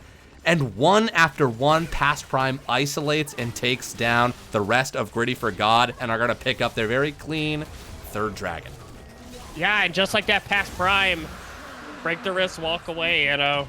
Able to team fight that out perfectly. They're going to end up picking up the bot turret off that. I was just going to make a point before that fight that the side lanes have done such a good job for Griddy for God getting these towers worked down, but one awkward engagement like that where they kind of get sandwiched in. The Ornn ult does a great job splitting the fight, letting them get a lot of damage down onto the carries, and unfortunately for them, Briar really is supposed to be the second carry in this comp. When you have Galio mid, you need your jungler to kind of do that, but Briar is significantly behind in this game.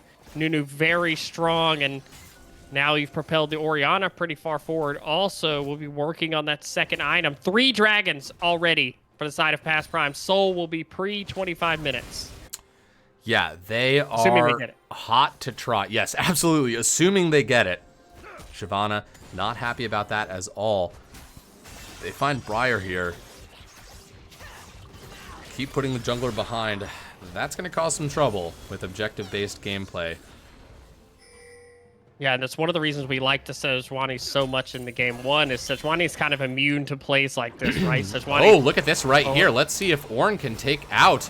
Here we go. This auto's coming through on this Kog'Maw. Absolutely massive. Wolf Skull Rider dealing a lot of damage, but even with everything, they get the flash too. It's not enough. Nice. Good heal right there. Fortunately, Kog'Maw eats tanks, and Melio's very good at keeping carries alive. that is a much-needed kill back onto the Kog'Maw there. Kog'Maw gets the tower gold, also will propel Kog'Maw forward pretty high level. And they kind of need Kog'Maw to go off in this game. Yes. Now that we know, they're going to... This should be a relatively quick... They do have Nunu, they do have Vayne. Yeah, they're It should be a relatively quick Baron. But there ain't... Look at this Briar ult. Briar ult coming up. Hits the Braum. Here we go. Comes on in, but it's just the whole Past Prime team. And that'll happen. Unfortunately, the 030 Briar ult, she has to do it to check the Baron and try and get there. But unfortunately, I think Past Prime saw that one coming. Read that well, had Braum tank it so that when Braum gets hit, they all can just collapse immediately onto it. And right now, they did slow the Baron. They did slow the Baron. But they're still going to get it. They're going to get it. This is Past Prime. When I explain Past Prime to someone, this is the kind of gameplay I'm thinking of. Very methodical, very good at just, they get a lead, they strangle you out of a game. There's very few openings in the game for you to make plays, and like we said earlier, they are akin to 2015 SKT in that the game may not be flashy for a while, but they win one team fight and it feels like all of a sudden, you know, it was around a 3K gold lead. It's now up around a 7K gold lead. They have Baron. You know, it's for the side of Griddy for God, who's a team that likes to scrap. When a team, you know, gets a lead like this and plays the way that Past Prime do, it can be very hard. Yes. Yes, absolutely. The slow strangle. And it, you know, you might start to feel like, well, the only way we can increase our gold lead is by winning some of these team fights. And then you start fighting them and you realize, oh, wait, they've still got the gold lead. These guys are strong as fuck, and they're not bad at fighting either. Yeah, and I think one thing they do is last game was really good because they didn't give Past Prime really any time to breathe in the game, right? This game was a little bit slower paced. It kind of played more into that, okay, let's let, you know, Vayne scale, let's let Ori scale, let's let, you know, the Ornn get to, you know, already one ornament completed here. So that plays into Past Prime's hand. The Griddy for God, I do like the Briar pick, but I feel like the tempo is just not high enough. Right. To do what they want to do against Past Prime. Like, the reason they win game one is Sejuani is constantly ganking. She's all over the place in that game. Whereas in this game, you know, and this game's far from over. Obviously, you know, Kog'Maw is on 2 items. We'll have Amelia behind him. There's opportunities. Kog'Maw gets some of these shutdowns to, you know, bring this game back. But I do think that change in strategy is something, you know, if we go to game 3, that Griddy for God will look at. Yes, absolutely. This is going to be Dragon number 4 coming up. Top tower falls in the end. I mean, you look at player placement right now. You have a lot of Griddy for God sort of on that mid-upper side of the map right there. Just another snowball on target from Pluckin' Penguin. Easy as can be. I just don't think people are in position just yet. And it's hard. It's hard. You don't have the gold necessarily to walk in blind. Yeah. They lack the front line to do that also. Whereas last game they had a Sejuani and a Braum who could kind of fake check these bushes. You know, Briar's a champion who can't do that. You know, Melio cannot just walk into a bush and... Oh, he's gonna go in. Here we go. Galio ult onto him, potentially. No. Not yet. They're just gonna go for it. That is an Ocean Soul over to the side of Past Prime. And one thing they do so well is they contest you on vision. Past Prime's vision game, the vision control on this bot side of the map, absolutely insane. Every, you know, walk into, you know, Dragon, they're seeing you. I think they're, one ping. We see right here on the screen. This was the only ward not swept out and cleared. Right. Now they're up here. Kog'Maw getting some autos in, but look at them eating through this Orianna, even through all the shields. One more auto would have done it, but just not enough. Galio going to go in right here. Front to back, clean fighting. This is what Griddy for God wants. And okay, that's... We see the potential. We see the potential. There is a lot. And this... Kog'Maw, very strong champion, especially Emilio giving the extended range. That is Flash off Sonome Visions. And Visions does not... He's not a guy who buys Zhonya's a lot. So there's going to be opportunities to make plays there.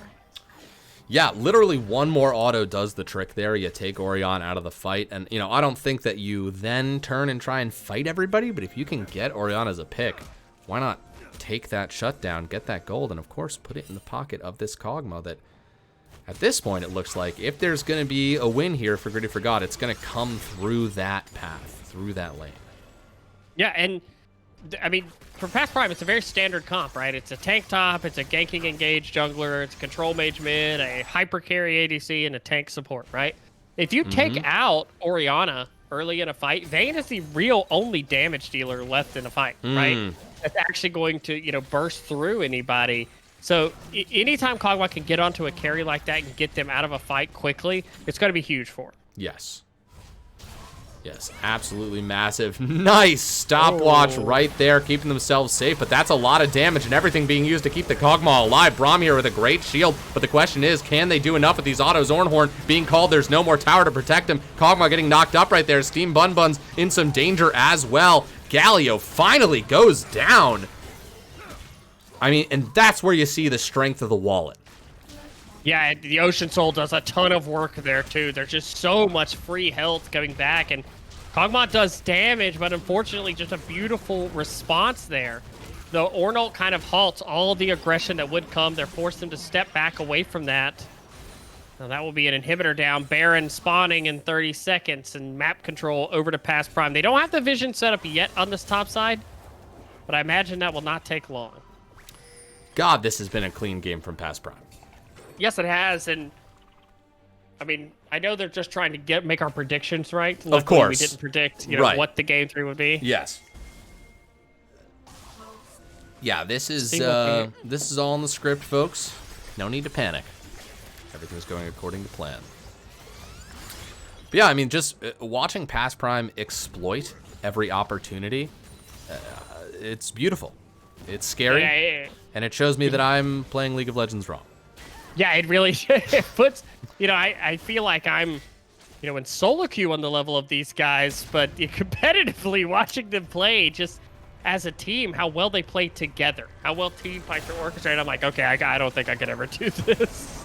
And here they go, just a clean sweep of objectives.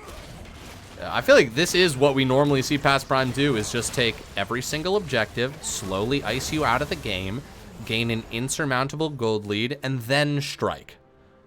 Yeah.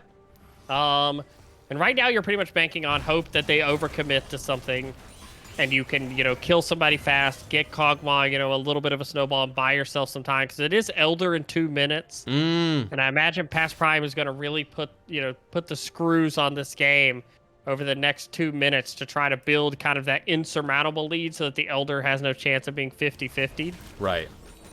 Kog'Maw is 3 items now. That is a big deal. Kog'Maw will eat through, you know, champions on the other team. Ornaments, though, starting to decorate the inventories of every Past Prime member. Truly. And the damage is, well, there are some consequences to that. Kog'Maw's not with the rest of the team right now. He had to clear mid. And that, I mean, they're just using Baron really well, pushing in 2 different lanes here. Still able to support each other if they need it. Vamira gonna walk up, get these autos off, really going on to, but a fight's gonna break out on the other side of the map as well. They're just eating through this tower. They're pushing back. They want, okay, so Kog'Maw not able to get that kill, and Past Prime leaps into action, takes a tower and an inhib. Yeah, Kog'Maw really the only threat for them pushing there. Does get the flash off of Ornn, but trades his own flash and ghost to get that. Does not come up with the kill, and now there's a small opportunity here. Going in for it, absolutely, but Kog'Maw needs to be there. The autos need to be raining down Hellfire. Ornhorn's been called. Let's see who he gets. Nobody. It was a trick play. Don't even worry about it. Vamira on the backline getting so much damage. They're looking for angles here. Working up those autos. Kog'Maw still at full health. The front line is just Rain, but Rain's going to get cut through by this Vayne. Vayne massive with the double kill here. The fight's going to continue, but it's just Steam Bun Bun and Vamira. How do you do this? How do you turn this fight? Is it even possible? The exhaust was saved for the Kog'Maw. He's taken out of the fight. Steam Bun Buns is next, and Past Prime have laid down the law in Game 2, and we are going to go to Game 3 of this best-of-3 series. Either win or go home. This is everything. Yeah, I think you stating the Rock Lee dropping the weights analogy is pretty on point after watching that game.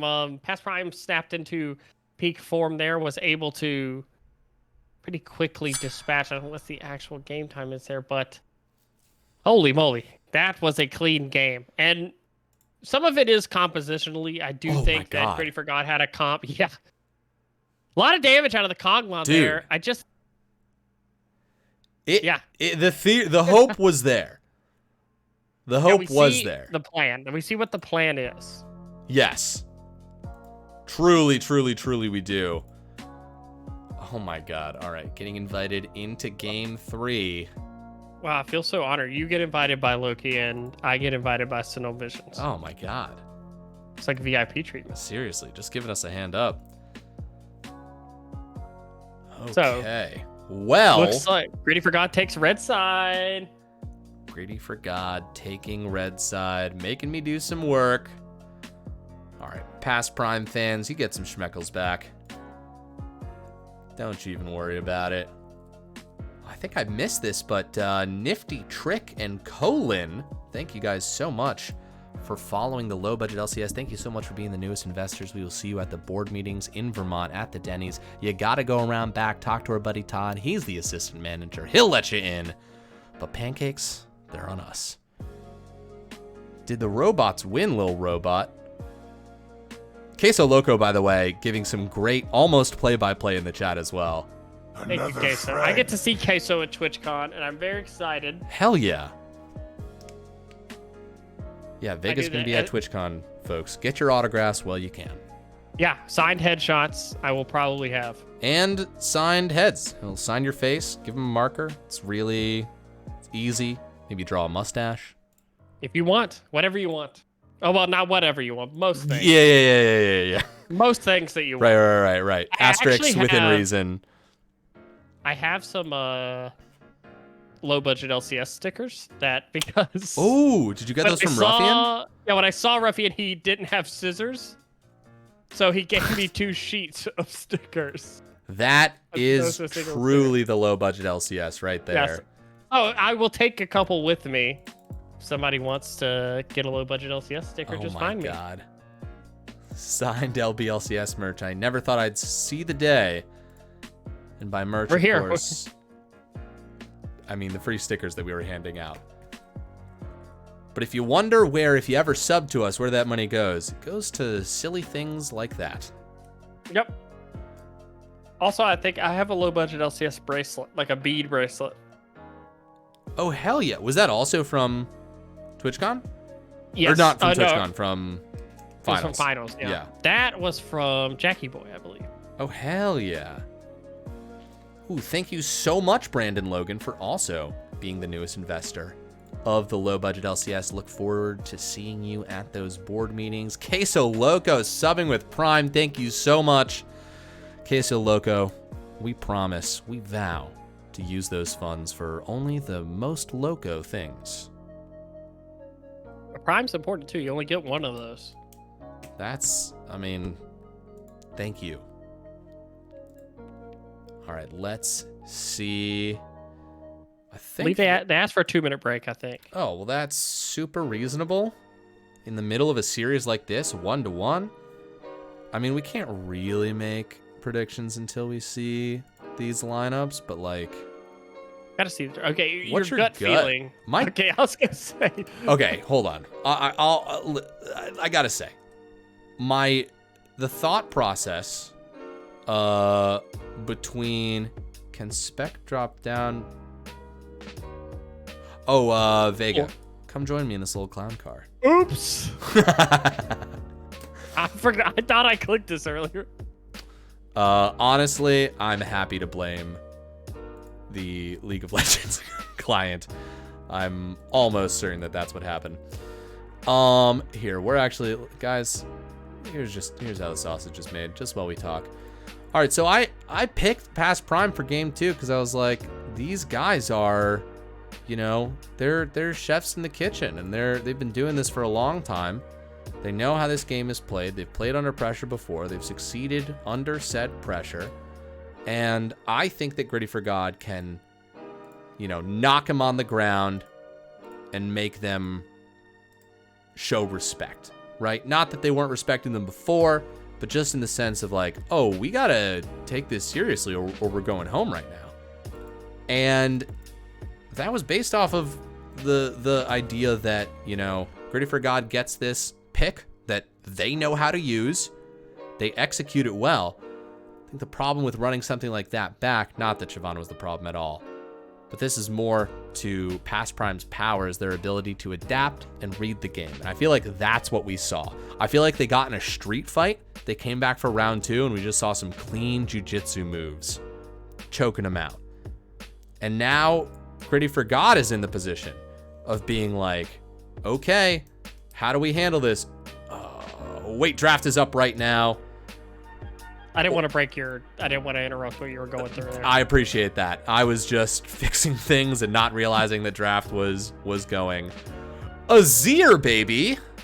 I do like this because I think when you play against Null Visions, the one thing you never want to do is give a lane advantage. It does feel like no matter what, when he's on Ori, it's a lane advantage regardless. Right.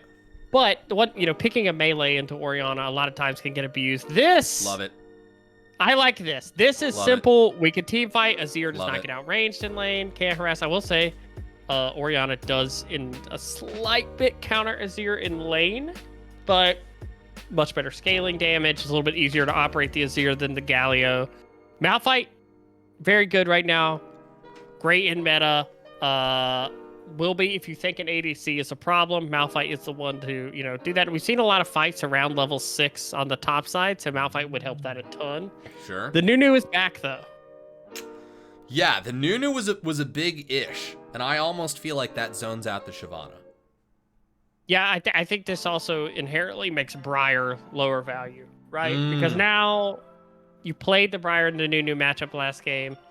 It did not go very well. It felt like Past Prime had a very good read on what to do against Briar. See what they close out. Ornn. Okay, not a take bad V-Tech. pickup either. Absolutely. No. Ornn was very good last game, and I think it's a lot safer into this than it would have been into the Shyvana. Oh. Oh. You can block Ornn with Samira W, I'm pretty sure. It's a projectile. Oh, Vamira. Vamira is a player after my own heart. So good. So good. I mean, a huge component in the victory of game 1. Massive in game 2 as well. Most damage in the game, even though they were, 10k gold down by the end of it. Queso Loco says, Samira feels kind of weird with Azir though? Question mark. How do you feel about that? It can be awkward. It depends. If Azir is playing constantly to kind of shuffle and make these big plays where you're kind of trying to wombo, I think it's fine. But I think the Azir pick is much more about the laning matchup and trying to keep Past Prime from getting a massive lane advantage mid and keeping the game kind of going. Whereas last game, the Galio, once it falls behind and your team's getting pushed in constantly, it's hard to operate.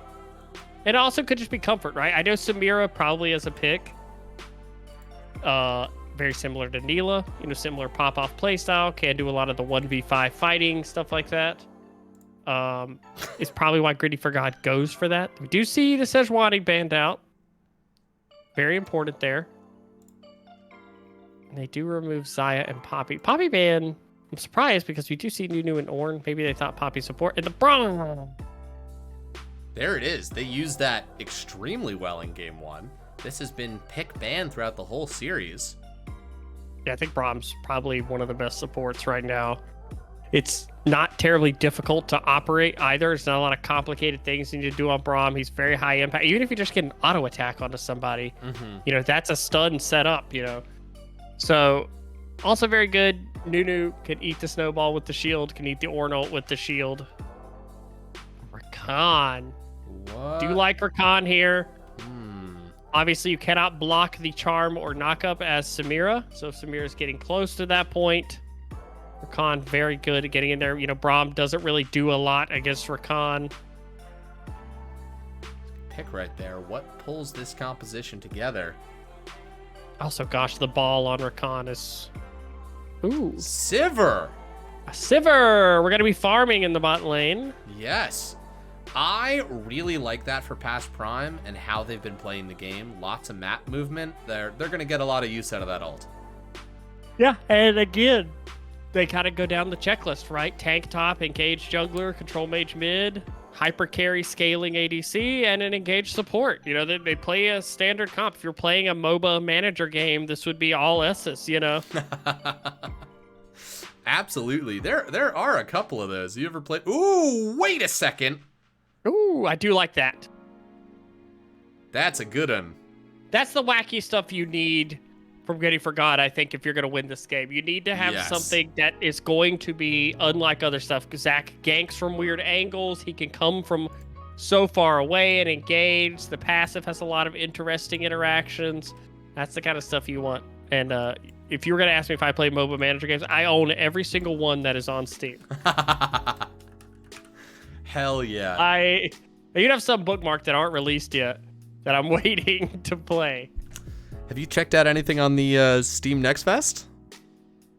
Yeah, there's one thing. Okay. Yeah, talk to me. Okay, Manor Lords is coming out. Oh. That game looks amazing. Oh, interesting. That's been in development for a long time, right? Yeah, it was like one guy for a long time, and now there's like a team working on it. He still says it's got to be released this year. I mean, we're getting late in the year. Right. On top of that, there's I can't remember the name now, but there's some RTS coming out that kind of looks like StarCraft. Is it the Warhammer one, out of curiosity? Yeah, it looks like Age of Sigmar Warhammer. It's the fantasy. Yeah. I'll probably try that. Is it called Storm Sheet, Vimira? There's also Nice. No. There is a Storm one that I want to play too. Hold on, I'll tell you the name of it right now. Yeah, all right, everybody, open up your Steam clients. I joined the Discord for this one. It's called Stormgate. Stormgate is Oh, it's very excited. free. Very excited about that. Hello. So I'll be playing. Oh, hello. It looks great. It looks awesome. Adding to wish list right now. Oh, sick. Yeah, it looks cool as hell. Oh my god. This is a StarCraft, huh? Yeah, I mean, that's what it looks like. I want to play it. And then, yeah, I'm being lost to RTS games again. Someone the other day saw that I was on StarCraft.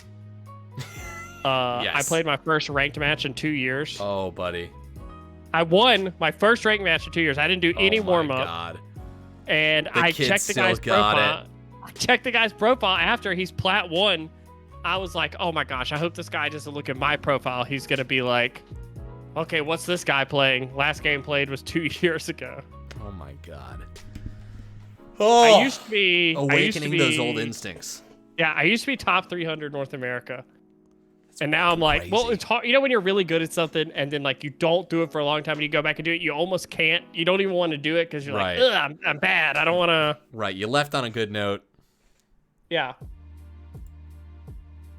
StarCraft's great. Is there any game that Vega isn't good at? That's something I'm interested in. What's not your genre?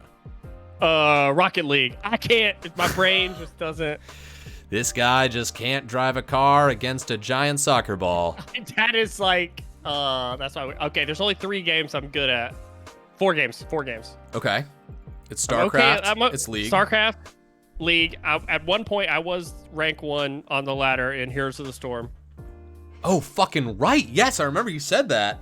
Yeah, at one point I was. And then this game called Windjammers, which is... Jammers. It's like, essentially, it's 2v2 or 1v1. And you have a disc. It's almost like playing like air hockey, but it's like a digital game. It's like a stand-up arcade game. Is this like truly in arcades? Is this on Steam? It's truly an arcade game. It's truly arcade. In college, there was an arcade near where I lived, and I would go, and it was 1 quarter to play, and it used to be a meme with my friends, and I would only take 1 quarter with me because no one was gonna get me up from Windjammers. Like I could put 1 quarter in, and people would come all night and play, and I would never lose at Windjammers. Dude. But it's like one of those rare specific, like, I don't know why my brain works like that. Sure, right. If that was, you know, the main skill in our society, you would be our leader. Yeah, like if we elected presidents by playing Windjammers, I would at least get to the runoff. I gotta look this game up. Hold on a second here. There's a sequel apparently that came out for like PlayStation Store like recently, and I haven't played it. Oh, because it's not a fighting game. Hold on. Sorry, the guy on the front just looks like Street Fighter. Yeah, you get to pick which country you're from, and they have different like. Shit, this looks buffs. awesome. Wait, so I would always pick America. So cool. It's a really fun game. It's a really fun game. Fuck, I would totally play this. I would always pick America because America was maxed out strength, no speed. But all you had to do is, if you ever got to serve, you just spike it straight into their goal immediately. And then it was that you get to serve again if you score. So if I ever scored, it was like, all right, I'm never letting you score again. Queso Loco has a question that he wants to put through me. Are you the best Valorant player in your house? I don't think so anymore. Ooh. My 10-year-old daughter grinds ranked Valorant. Oh, shit. And she's like, so she doesn't really like tell me how she's doing. Every now and then she'll tell me like, I got an ace, whatever.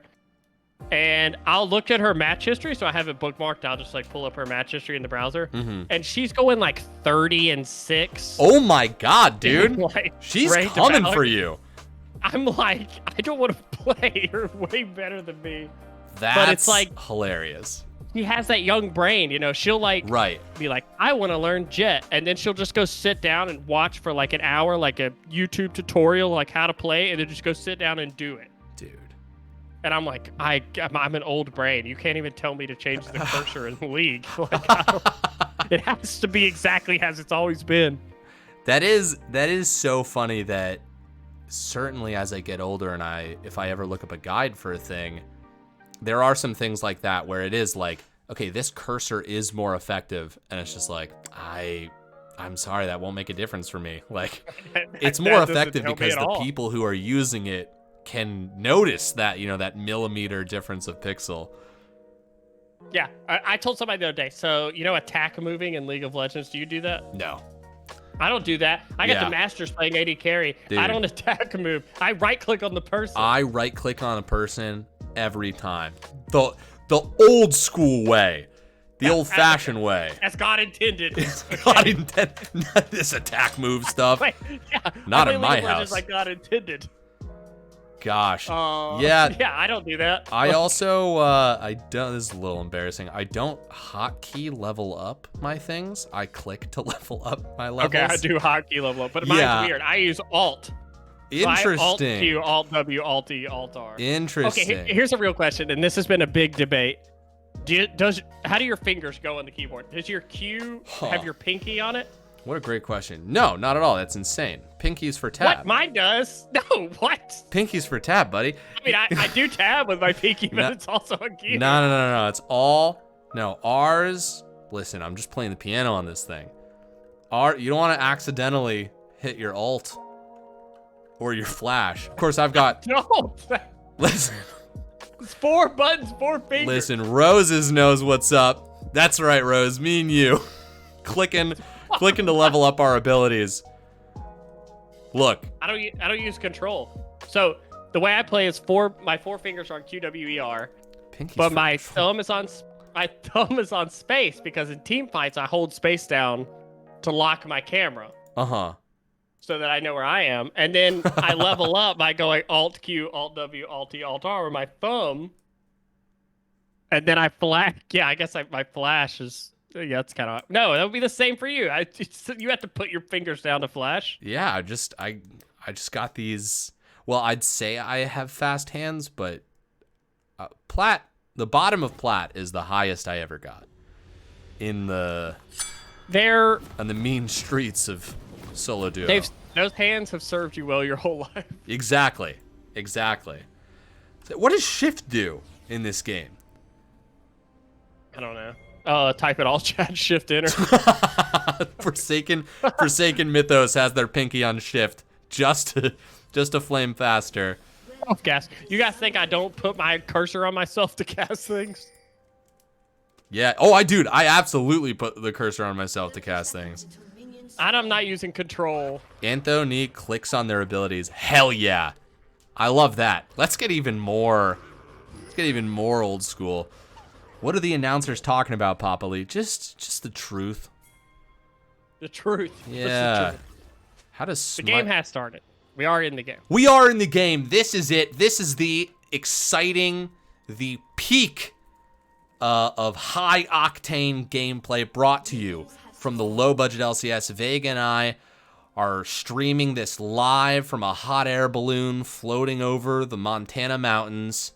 Truly a beautiful sight in front of us, but our eyes are glued to these screens as these two incredible teams play here in the semifinals. Whoever loses goes home. Whoever wins moves on to the finals.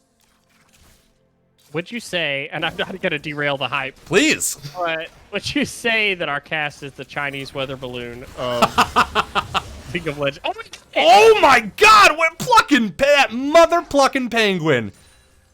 What? Yeah, but I think Copium got the big one, but neither of them gets level 2. Horrible. It's just worse for everyone. There it is. Okay. Well, the good news here, at least for Plug and Penguin, is they can go take their own race now. Yes. Speaking of, they're not chicken. They'll always be race. Yeah. It's just the truth. That's just what they are. And jungler on jungler crimes, please no more, Luffy. We'll do our best, but nothing we can do to stop these guys. Not now. The ball's already rolling. 200 gold lead for Past Prime. Yeah, both Solin's getting the early push here. Oh wait, fuck. Who's gonna win? I think Past Prime. I'm going Past Prime as well. I think Past Prime's gonna win this. I would say they're in their prime. Yeah, they are in their prime. Past their prime, unlikely. But I love what Griddy Forgot has already done here today. And listen, my heart is always open to being super fucking wrong. As I am, I'd say, conservatively, 70% of the time. So, almost an endorsement for Griddy Forgot, the fact that we think that Past Prime's going to win. Yeah, I mean, normally we're not right. Today is an anomaly. It's insane that we've been right 100% of the time tonight. Yeah, it's crazy. I mean, like, the game 2, I mean, Past Prime's a favorite. I don't know if I really count it. But game 1, actually picking Griddy Forgot to win game 1 in the... I don't know, just toot our own horns a little bit there. Listen, dude, we earned it. We earned it. People are going to be like, you remember that incredible semifinals match between Griddy Forgot and Past Prime? We're going to be like, yeah, the match where we predicted all the games right. When people are filling out their caster duo of the year ballots, they're going to be like, well, Vega the Chance did completely guess this one series right. Yeah, they got one. They got one out of... Ignore the others. Yeah. Ignore the other 20 You only need to make times. one. You only need to make one game-winning shot. Yeah, exactly. You can go 0 for 12, but if you make the last shot of the game, that's what matters. Exactly. I've always said that. Rose says, so do you think guys think that G4G is going to do better than GG did because of the Oh my God! That was the wrong time to read chat. That was incredible. How much fucking health does this guy have? Let's click on him. Not helpful.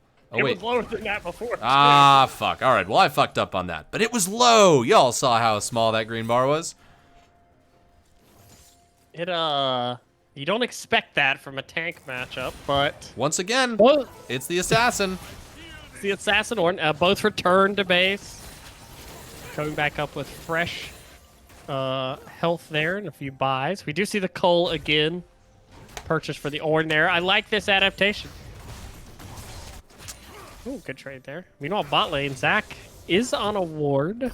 Yeah, just kind of chilling there. My brain still has to adjust to the fact that Past Prime is blue side this time. Me too. It keeps throwing me off. I don't know. Why can't these guys just stay exactly where they are at all times? Thanks, Queso Loco. Appreciate that. It for sure was low. Look, we all saw it. It's like a ghost. We all saw it. We all saw it. Dude, have you seen... Oh, here we go. Vamira diving in right here. Going to get some damage off Steam Bun Buns. Jumping onto Vamira. Nice little emote. Indicating how much fun we're all having here. Oh, they both have the same emote now. Oh, wait, no. They're on opposite sides. Fuck. It's just Vamira throwing it up. They're throwing it up every game. tricking us and everybody else. Look at Vamira. Like a prankster. Now, you know,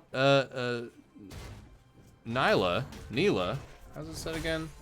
Neela, some similar play styles as Samira here. You know, a short range, deal a fuck ton of damage in your face champ. Got a big circle that blocks some stuff kind of deal. So you can kind of count game one as a warm-up on that. Familiar with the play style, not doing anything new. And here we go, Vamira diving in, getting some damage off. And we're going to see, we see it already, what the back and forth is going to be like. Vamira dives in, Buns has their back. Rinse and repeat. Yeah, very good trading here. I like this a lot, Vamira. Oh. They are keeping the pressure up in the spot lane, not letting the Sivir free farm. Sivir doing a very good job. Bob Timer is very good at catching farm when being shown. We saw it last game on the vein. But the Samira was banned in game 2. They were worried, it seemed, a little bit about that. And now Nunu is doing this dragon. There are people in the area, but I don't think they sniff out that it's been started yet. No. I don't think so, because they're going for Sinone Visions, who has an insta flash right away. But here we go, Shurima shuffle into some more damage. Can they get the kill in time, though? You're gonna need another auto to do it. There's the ult and the kill. First blood to Griddy for God. Very much needed to. The top lane matchup, the CS was starting to go heavy in the way of Wolf Skull Rider. But a kill like that resets that. They get the flash off of Sinone Vision, who does not have teleport up. Had already teleported back to lane. So that will be a push in from Azir. We'll be able to reset favorably here. Great play. Great. I mean, I was going to credit Ornn for roaming down to counter that, but Malphite matches it. Great play. Very much needed for Griddy for God to get this gold lead back to manageable as some of the CS leads were starting to grow, but that will offset that majorly as they try to get to the team fighting stage with the Samira, Malphite, and Azir. Jesus, the damage coming out of this Ornn. It's never not surprising. No, I mean, every time I'm like, oh, he's going to do a little bit of damage. Then he brittles you. Did you know that brittle makes other people's CC last longer? What? If he breathes fire on you or hits you with ult, right, and brittles you, if someone else CCs you, it lasts longer. Why? Why does he need that too? I just learned that it did that. That's nuts. I feel like he should be in every game. Yeah, he's pretty good. He's a pretty good champion. Yeah. And, you know, he can ranged attack you. He can knock you up. He can buy and like... Oh. Uh-oh. Gotta watch out here. Still gets knocked up, but there's a lot of damage coming through. The tower shot's being tanked by Pluckin' Penguin, and it's enough. Yeah, good dive there. Good timing. No flash on the Malphite. No ult. Didn't have any opportunity there to outplay that. TP is also not up now, so Ornn will be able to crash that wave, and it's a big CS lead, a wave that was very much needed for the Malphite there. Thank goodness Malphite got that early kill, or this could be looking a little bit rougher. Right now, Past Prime has control of all 3 lanes. And Malphite's one of those champions where it's like, yes, he'll always have his ult, but you certainly don't want him to not have gold. There's an ult that goes down from Buns. Good sidestep there. Yeah, I think it's very tough to get stuff onto Sivir. Also, the spell shield gives her a lot of opportunity to step into areas other ADCs cannot. Now that the ult is down, there's not near as much threat here in the bot lane. Very low on the Samira there. Does have cleanse, but no heal. Bob Timer does take a tower shot there, but will get healed up pretty quickly. Yeah, hot damn. Zach's coming down. This is one of those things where you start to question, does your ADC have enough health to even have something go on here? All right, Griddy for God. Getting out. Yeah, this is a dangerous part. This lane is in such a bad spot for Malphite, not easily able to walk up and farm this. Truly. Ooh. Rain. Scaring me right there. Really thought about it. They have Azir ult up. Maybe just a little bit too close to tower for comfort. And once again, we find ourselves with a third game of, you know, this has been the pattern for these teams is let's play a patient early game, and then things will start to pop off. But I don't know if you can do that against Past Prime. I think you do need to make things happen. Even though it's scary, it's better than the slow chokeout. Yeah, we saw last game. I mean, if you kind of just play the macro game against them, they're very good at it. You need a little bit of that unbridled aggression to catch them off guard. We'll see what Zach is able to do. The level 6 is very important. I think Samira's level 6. Extremely important for her. Early leveling is insane. Look at this. Rain getting charmed up. All the CC in the world. The Orianna ult as well. But a great... Well, knocks him under tower, still able to dive out. Oh, down here in the bottom lane, let's see what they can get done. A good flash away, baits out that Braum ult as well. Jungle Copium gets over the wall, but what a clean kill on the Azir. Yeah, and Bob Timer plays that bot lane so well. Now, good take, good job from Team Bum Buns, etc. They did not invest any summoners, only the Braum ult. They did end up getting the flash and the ult off of the Sivir. Oh, very important. Well, they are looking here. Yeah, still waiting. Oh my god, Nunu actually doesn't see it. The shield blocks it. Let's see the dive in onto the Rakan right here. 2 teleports all at once. Samira's gonna dive in. Vamira gets the kill onto Loki, the next target. Jungle Diff Copium gets taken out of the fight. That's the Malphite ult you dream of right there in Sinone Visions. The next target, let's see a double kill for the Samira. Who's up next? Wolf Skull Rider getting knocked up, locked up, and taken down. Triple kill for Samira, but the fight's not done. They want Bob Timer. They've got everybody. Can they do it? That's the fucking quadra kill, flying in the face of our predictions. Griddy for God says, never count us out.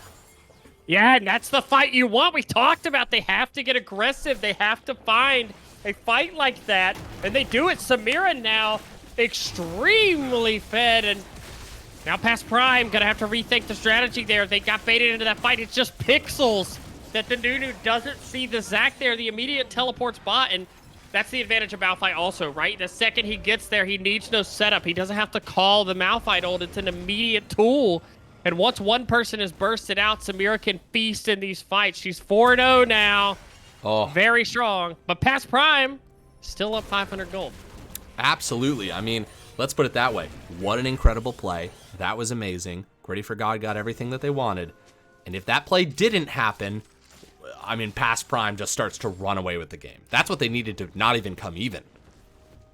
Yeah, I mean that's what you have to do. We saw it in game 1. I mean, there were points where, you know, Griddy for God didn't have the gold lead, but they were constantly scrappy and not letting Past Prime sit and scale. You know, and that's what you need.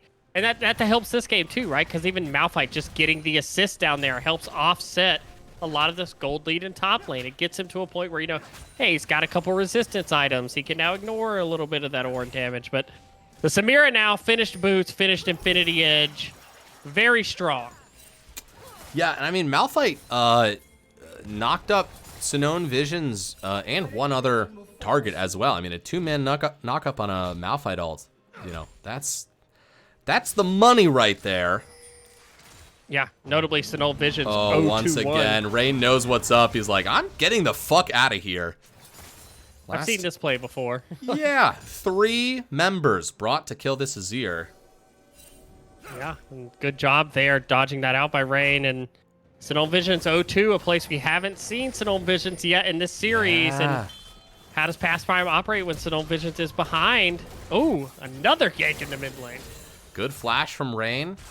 Listen, you've got those resources for one reason, to use them.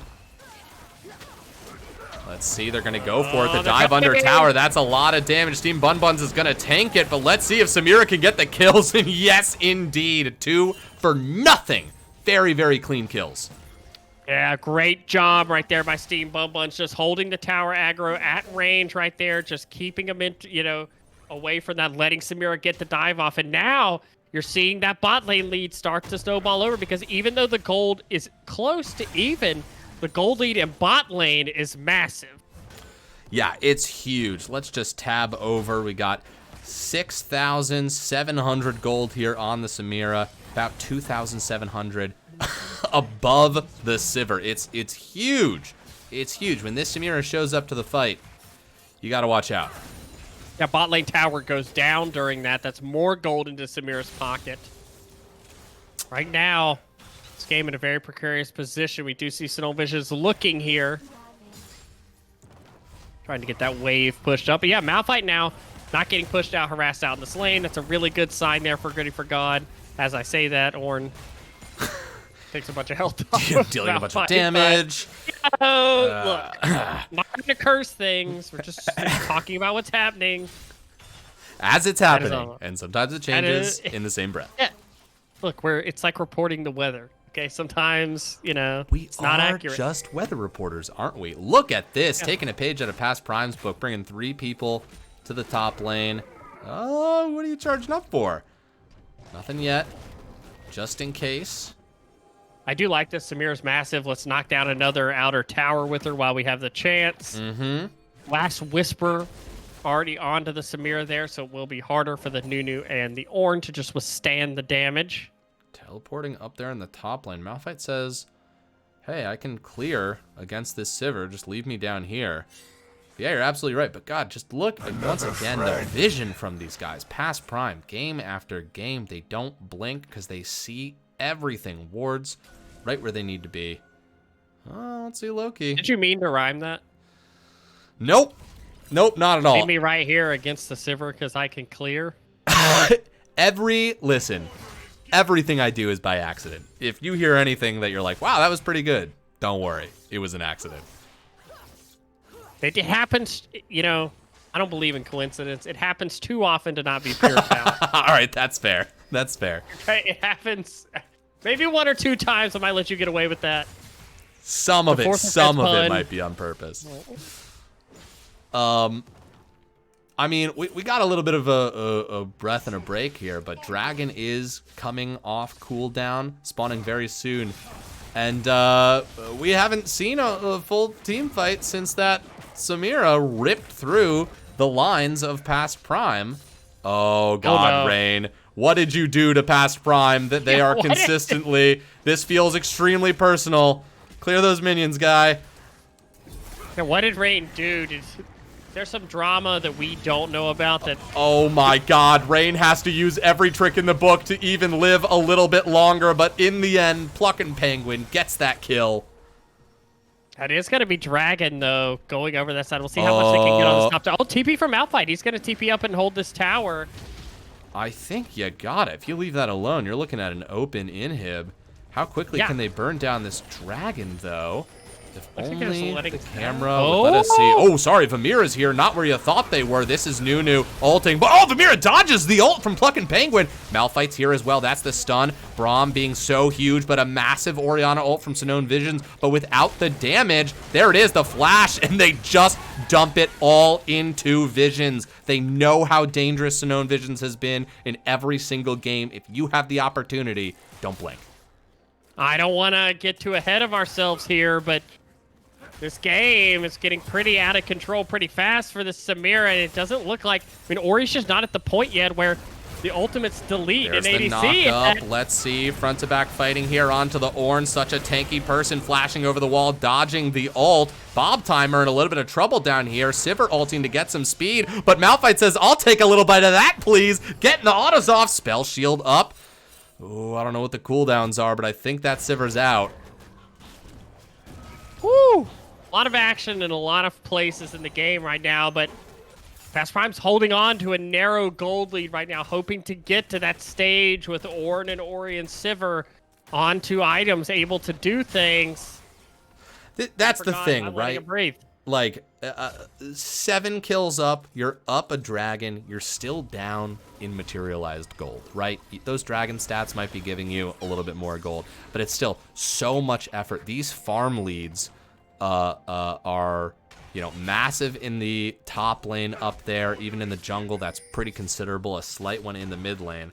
And all together, you're still down a little bit. You need to win at least another fight to gain the lead, and then another one after that to even gain a marginal lead. And we've seen Past Prime come back from both of those situations, so everything is still very much in the air.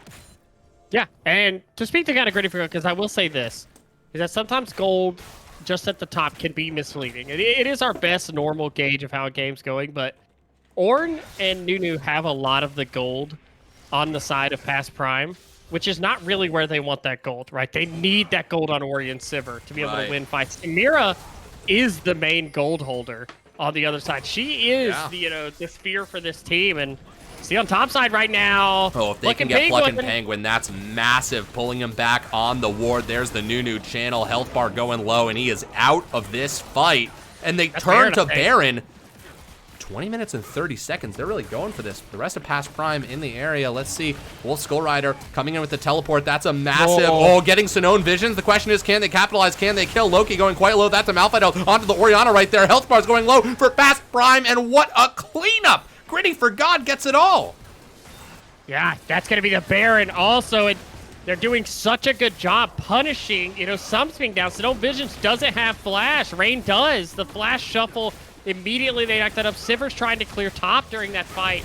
And they punished so well. Right now, the Goldie's up. They've got Baron. It's 2 minutes on the Dragon. It will be their third if they get it. That is a 6-0 and 6 Samira right now. Holy shit. What are we watching right now? Number 4 seed versus number 1. We cannot overstate how dominant Past Prime has been this entire season. 2 months of Past Prime just absolutely dicking down on all the teams they play, and here we see Griddy for God rising to the challenge. Vamira ecstatic. Yeah, I will say this. I don't think I've ever seen Sonone Vision start a game 0-4. Never. Never, never, never. But the adaptations, they swing back and forth, right? Game 2, Past Prime learned their lessons, and it looks like Griddy for God learned their lessons.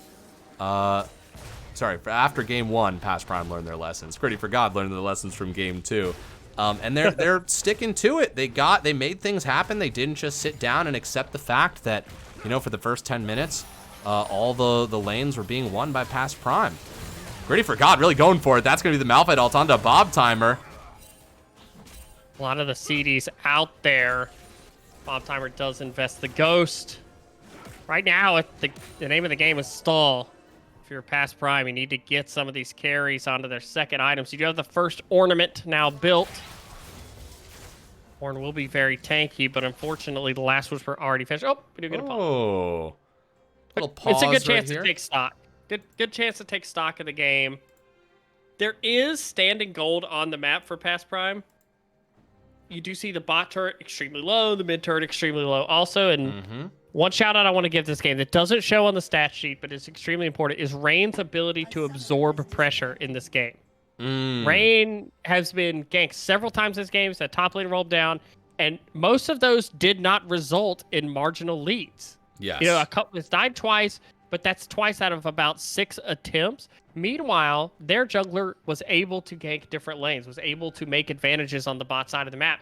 And I really think that's the early difference here is Past Prime normally, those plays go their way, they get an advantage, they push it. They weren't able to get those early advantages, and now they're in a scaling comp, they're behind, and they need to hold on against a team that has Dragon Control, has Baron, is fighting very well right now, and is confident, most importantly.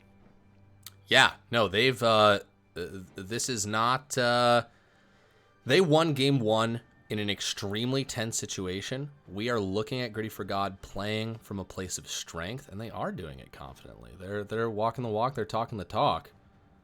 Yeah, 23 seconds till this dragon. Of course, they're going to want to show for that. How much time left on Baron? I'm clicking on the wrong people. Let's see. There's some time left on Baron. About a little less than half time left on Baron. How long does Baron buff last for?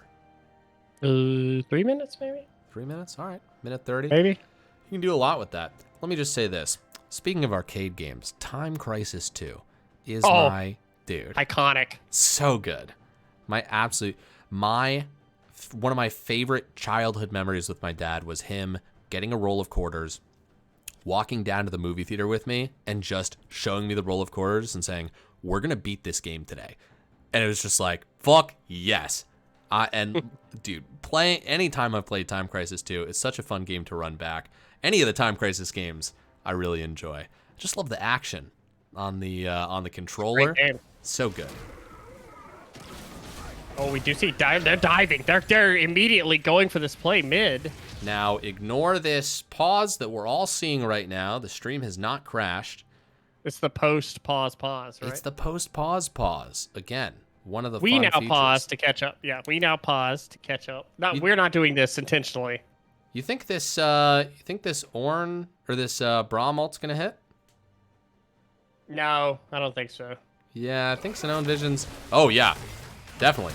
Jungle Copium pretty deep right here. Rain walking up, but actually going to get charmed. Nunu coming from the back. The tower does go down, but this is going to be a turn here from past Prime. Ornhorn being called, but snapped out by the Braum ult right there. Steam Bun Bun's going up, being the front line now that there's not a lot of people left. That's going to be the passive for Zac shutdown. Vamira is still alive, but how much work can you do with a health bar like that right now? And they're able to fight and actually beat into a retreat, but then flash forward, Vamira wants this thing go down! That's a shutdown, but a massive play from Vamira. So close to getting those kills. I did not see that coming. No, I didn't either. I wasn't even paying attention to what the stacks were there, but that is a huge shutdown for Bomb Timer. And now the dragon stacking will be halted. Unfortunately, a little bit of over-aggression from Griddy Forgot there, and just like that, 2 kills onto the Sivir worth about 1,700 gold. That's Sivir will be back in this game. Absolutely. And now they've still, believe it or not, Griddy Forgot still has that gold lead, but that's a breath of fresh air into the sails of past Prime. Some of this standing gold's going to get collected right now. Yeah, one of the biggest things it is all right. Well, okay. I'm gonna say it's confidence. Yeah, not mad about that. Or Rain certainly isn't. isn't. Tower. Yeah, you got Rain the takes tower. That. Bob Timer probably is like, yeah, oh well. Listen, this is just the economy, right? A simple trade of your life for the tower. Gold to spread around. Volocity. I love this channel description. Appreciate it. Welcome to the LBLCS. Our channel description's very on point. Oh, wow. Okay. Also, very close to a Flame Horizon for Ornn. In fact, they may have already accomplished it in the past, and I just didn't catch that. It was very close, if so. If only we had the ability to rewind. If only we had that level of technology. But alas, it's beyond us. In the future of 1984. Ooh, Vamira not showing just yet. Such a dangerous player. Crazy enough, Sivir is even items with Samira right now. That's nuts. And Ornament now online for Sivir. So actually in item efficiency, this Sivir is fully online right now. If she's not gotten to in a fight, which she doesn't have flash right now, that is a huge cooldown to not have. Should have it by the time Baron... maybe. It'll be close. It will be. Rain surviving another gank as past Prime vindictively hunts them down. Yeah, we talked about the standing gold on the map. This is what I meant. There's a lot of towers that can be picked up here by the side of past Prime that are going to bring that gold lead very close. The ornaments also providing about 1,000 in efficiency themselves. Now here's the scary thing, right? Team communication, you're trying to assess how strong are we, right? Where can we fight? What can we fight around? And you go from being in a position of power, and now you've got to reassess. Like, how much can we actually get done here? And that can lead to mistakes. And as the timer ticks further into the game, every mistake is more and more costly. This next fight is going to be over Baron, and that's something that could crack open a base on either side. Absolutely, and we have two very fed, AD carries right now. They destroy turrets very fast. They take objectives very fast. There's 30 seconds on this Baron. See how well Past Prime can set up that Baron. They do get level 50 on the Ornn there. That should be, yep, there it is. Visions now has the ornament, 2 items on the Orion. I also wonder, too, that, Past Prime is a team that's very used to playing around its mid laner, being ahead and being able to, provide a lot of, poke and fights, a lot of, setup. Right now does not have that. Oh, Steam Bun's got to be careful. Maybe in some trouble. They're pretty tanky. A lot of abilities being used for them. They do get flash off the Braum there. That is a nice cooldown to be gone. I love this. Go get this now. Don't worry about it once the the Baron fight is starting. Mm-hmm. Should tick down relatively quickly now. A good move there here. Goes. And just some good, again, pushing up a vision here of Past Prime. Great wards over the walls. They actually don't have any sweepers online right now. Too clear, yeah, though. no, unfortunately, the way their items have worked out, too, there's no slots available for pink wards on the sides of Griddy for God. So they don't actually have a way of placing a ward inside the Baron pit. Yeah, that's dangerous. Look at Loki right here. Just waiting to pounce. The rest of the team is not in place to really follow up, though. But I do think this is Past Prime signaling that they would be happy to take Baron over Dragon if the possibility arises. Yeah, it is an Infernal Soul this game, so an exciting one. Both teams very good at abusing that. And Infernal Soul ticks up in priority as the game goes on. Obviously, as it gets percent damage increases, the more damage items you build, the higher, value that is. Let's see here. It looks like Past Prime is facing and coming out to contest around the Dragon here. I'd be interested to see what the value is there if either team is willing to give a Dragon in exchange. Assist pings onto Baron. Holy shit. Sorry, the exact opposite of what I said. Oh, I think that pink ward's going to be so important. It does spot this play. They also have the Rift Scuttle there. Oh, this Can is they massive. do this fast enough? Steam Buns in here, gonna take the brunt of this. The shield does go up, taking a lot of damage, but here we go. Dragon down, but blue team gets it. That's it, but can red side win the fight right here? Ornhorn's called, Loki goes low, but is taking down Venora. Kills Sinone Visions. Oriana's out of this fight, and I see a lot of red health bars. This is not Past Prime's time, as Griddy for God cleans up. No Baron for them, but a triple kill for Vamira. Yeah, that's humongous right there. I mean, they're 5 strong on the map right now. It's definitely going to be a Dragon. Looks like they're not going to make the call to go for any kind of end. Nunu is going to try to Baron these minions to just stall, to just buy time right here, to keep them from being able to do anything damage. This inhibitor almost certainly lost to the world, but will there be more? It's 15 seconds on Oriana. I believe that's enough time. Yeah, Not I think by they Nunu get this harassment. and then back out. Yeah, holy moly. That fight was not even close. No, it was not. And Nunu, takes themselves out of the fight, goes for that Baron steal, and they get it. But, even if Nunu stays in the fight, I don't know if that changes how that fight goes. No, I mean, lots of summoners used also, so the next fight now could be very awkward. We do see Sivir picking up a stopwatch there. That'll be much needed, but Oriana extremely behind right now and much need of gold and items. The Oriana ult pretty much now is to support Oriana ult. It's just there for CC. There's no burst coming out of it. Luckily, they do secure the Baron, so that there is no game-ending push. And I don't have to deal with a push with Baron after this. But it's so dangerous being on the map right now. Plucking Penguin gets that red buff. Love it, and baits buff. out the Braum ult. Yeah. Sick. Very quick on the Nunu there. Does proc. The phase rush is running out of there. Yeah, he's a fast guy. He's going to get to level 16 right here. Only guy with Baron as well, so if Nunu's near. Yep. I want to see kind of what the plan is here for Past Prime. It looks like they're doing the smart thing, which is just keeping the waves pushed up, using the Baron to keep, some semblance of map pressure. We're going to have an awkward situation, though, because we do have exactly synced Dragon and Baron timers again. They're looking. Sivir ult going for it. They're going to dive in on it. Well, they feel like they've got a numbers advantage, but Griddy for God coming around the backside. Great spell shield from Bob Timer and knocking up Jungle Diff Copium. Ornhorn being called as well. Rain on his way. Vamira hasn't found their way in yet because that's a massive Oriana ult. That's 4 members at the very least. A knockup from Wolfskull Rider as well, but no one has fallen down yet. It's just been Sivir that's taken out of the fight, and Past Prime scatter. Yeah, the unfortunate part of that stopwatch is, you may be saving yourself for a couple of seconds, but there's no damage from Ori to punish after that goes down. And so once Sivir goes down, the damage from the comp's kind of removed. They don't have the tools to burst anybody out now. They'll have to try to hold against this 5-man push. Yes, and all 5 members here. Wolfskull Rider and Plucking Penguin, so tanky. Sinone Visions, that's the Nunu ult. Griddy for God, going golden right there. Dodges the Nunu ult. Jungle Diff Copium dives in deep. The question is, do they have the damage here? If they don't, it's going to be a problem. That's Vamira taking out another kill. Vamira ulting on top of Plucking Penguin. That's more fall. Holy shit, that's all of Past Prime gone. Oh my God, Griddy for God has done it. The 4th seed has upset the 1st seed. Sivir's up. Sivir's up, Bob Timer. Oh God, the biggest caster curse of them all. I've done it. I've done it. What have you done? What have you done? Oh no! What have you done? Oh shit!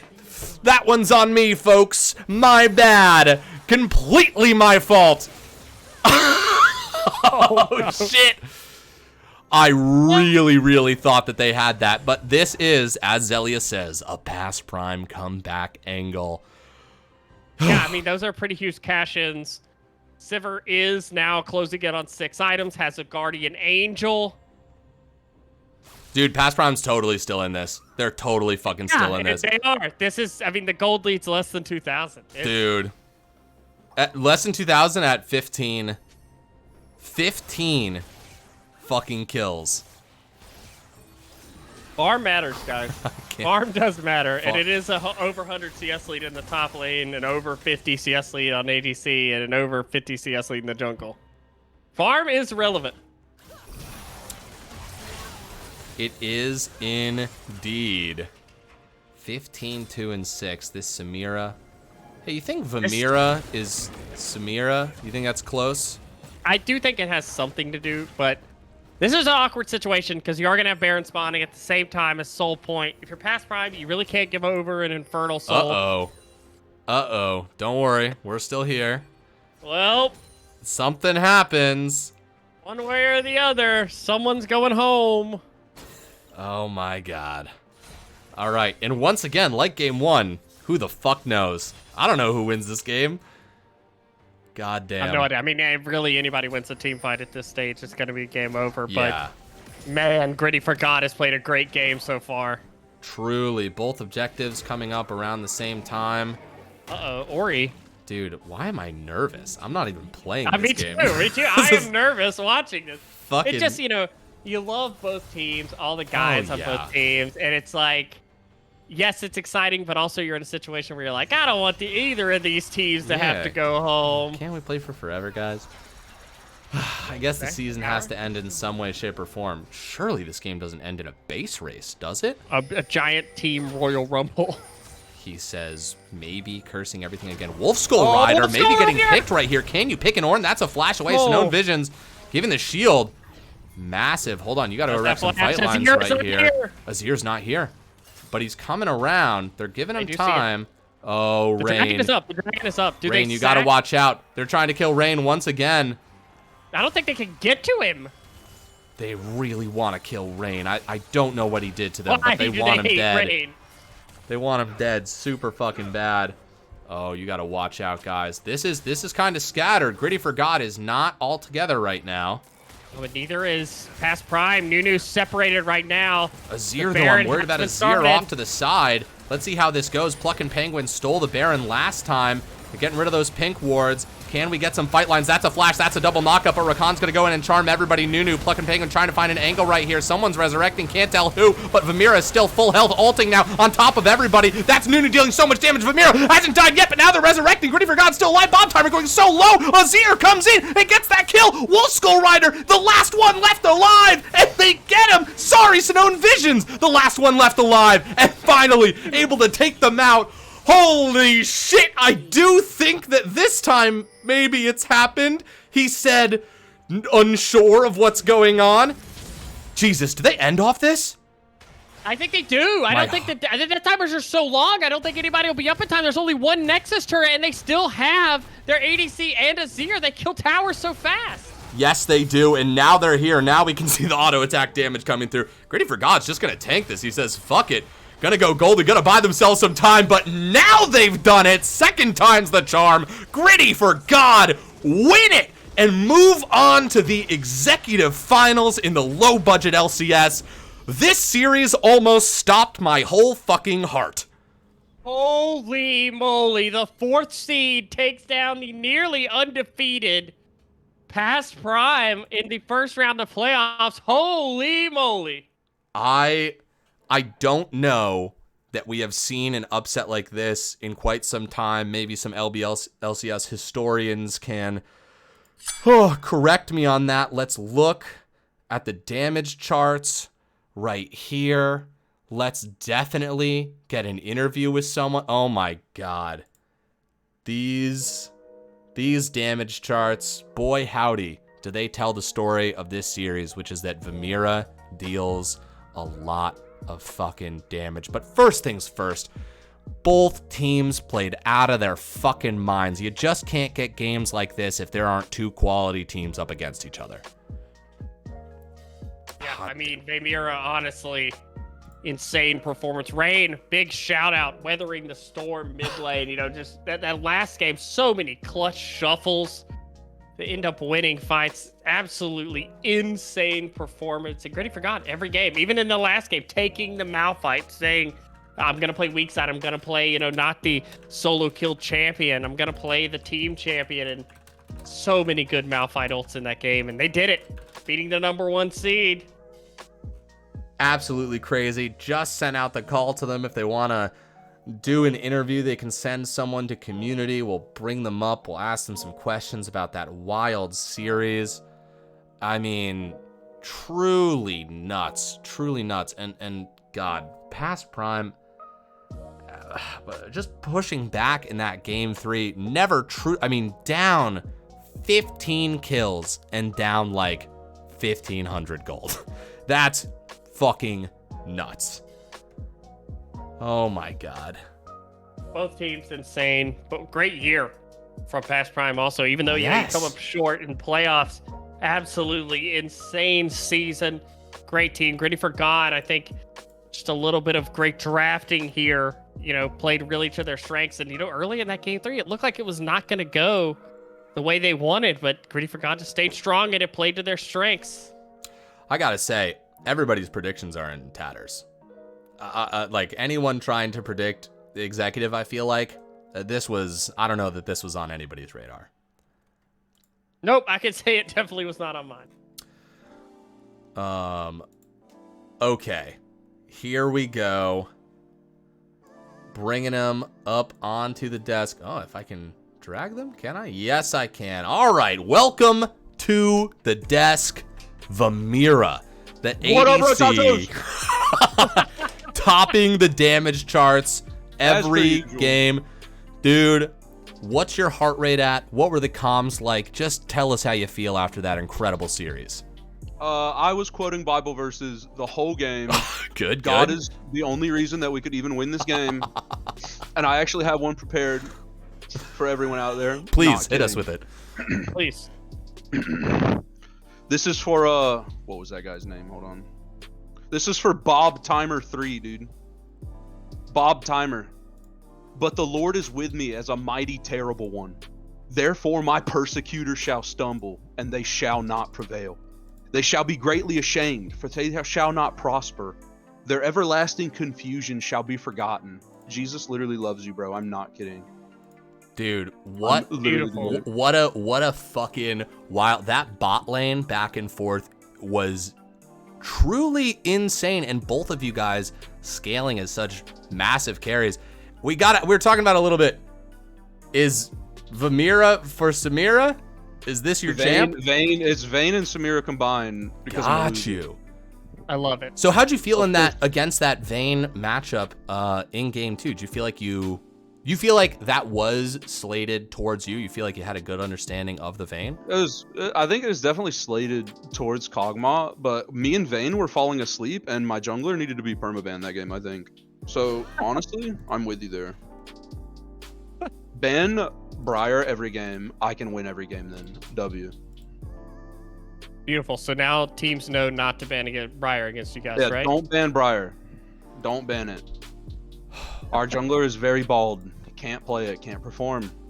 Well, dude, you're moving on to the finals, right? Only top 4 went on to playoffs. So you're in finals in short order. It's going to be a 5-game series when you guys get there. Who's the team, dude? So or do we not know yet? So you don't know yet, but it's either, and let me read them off to you because I'm curious. It's either gonna be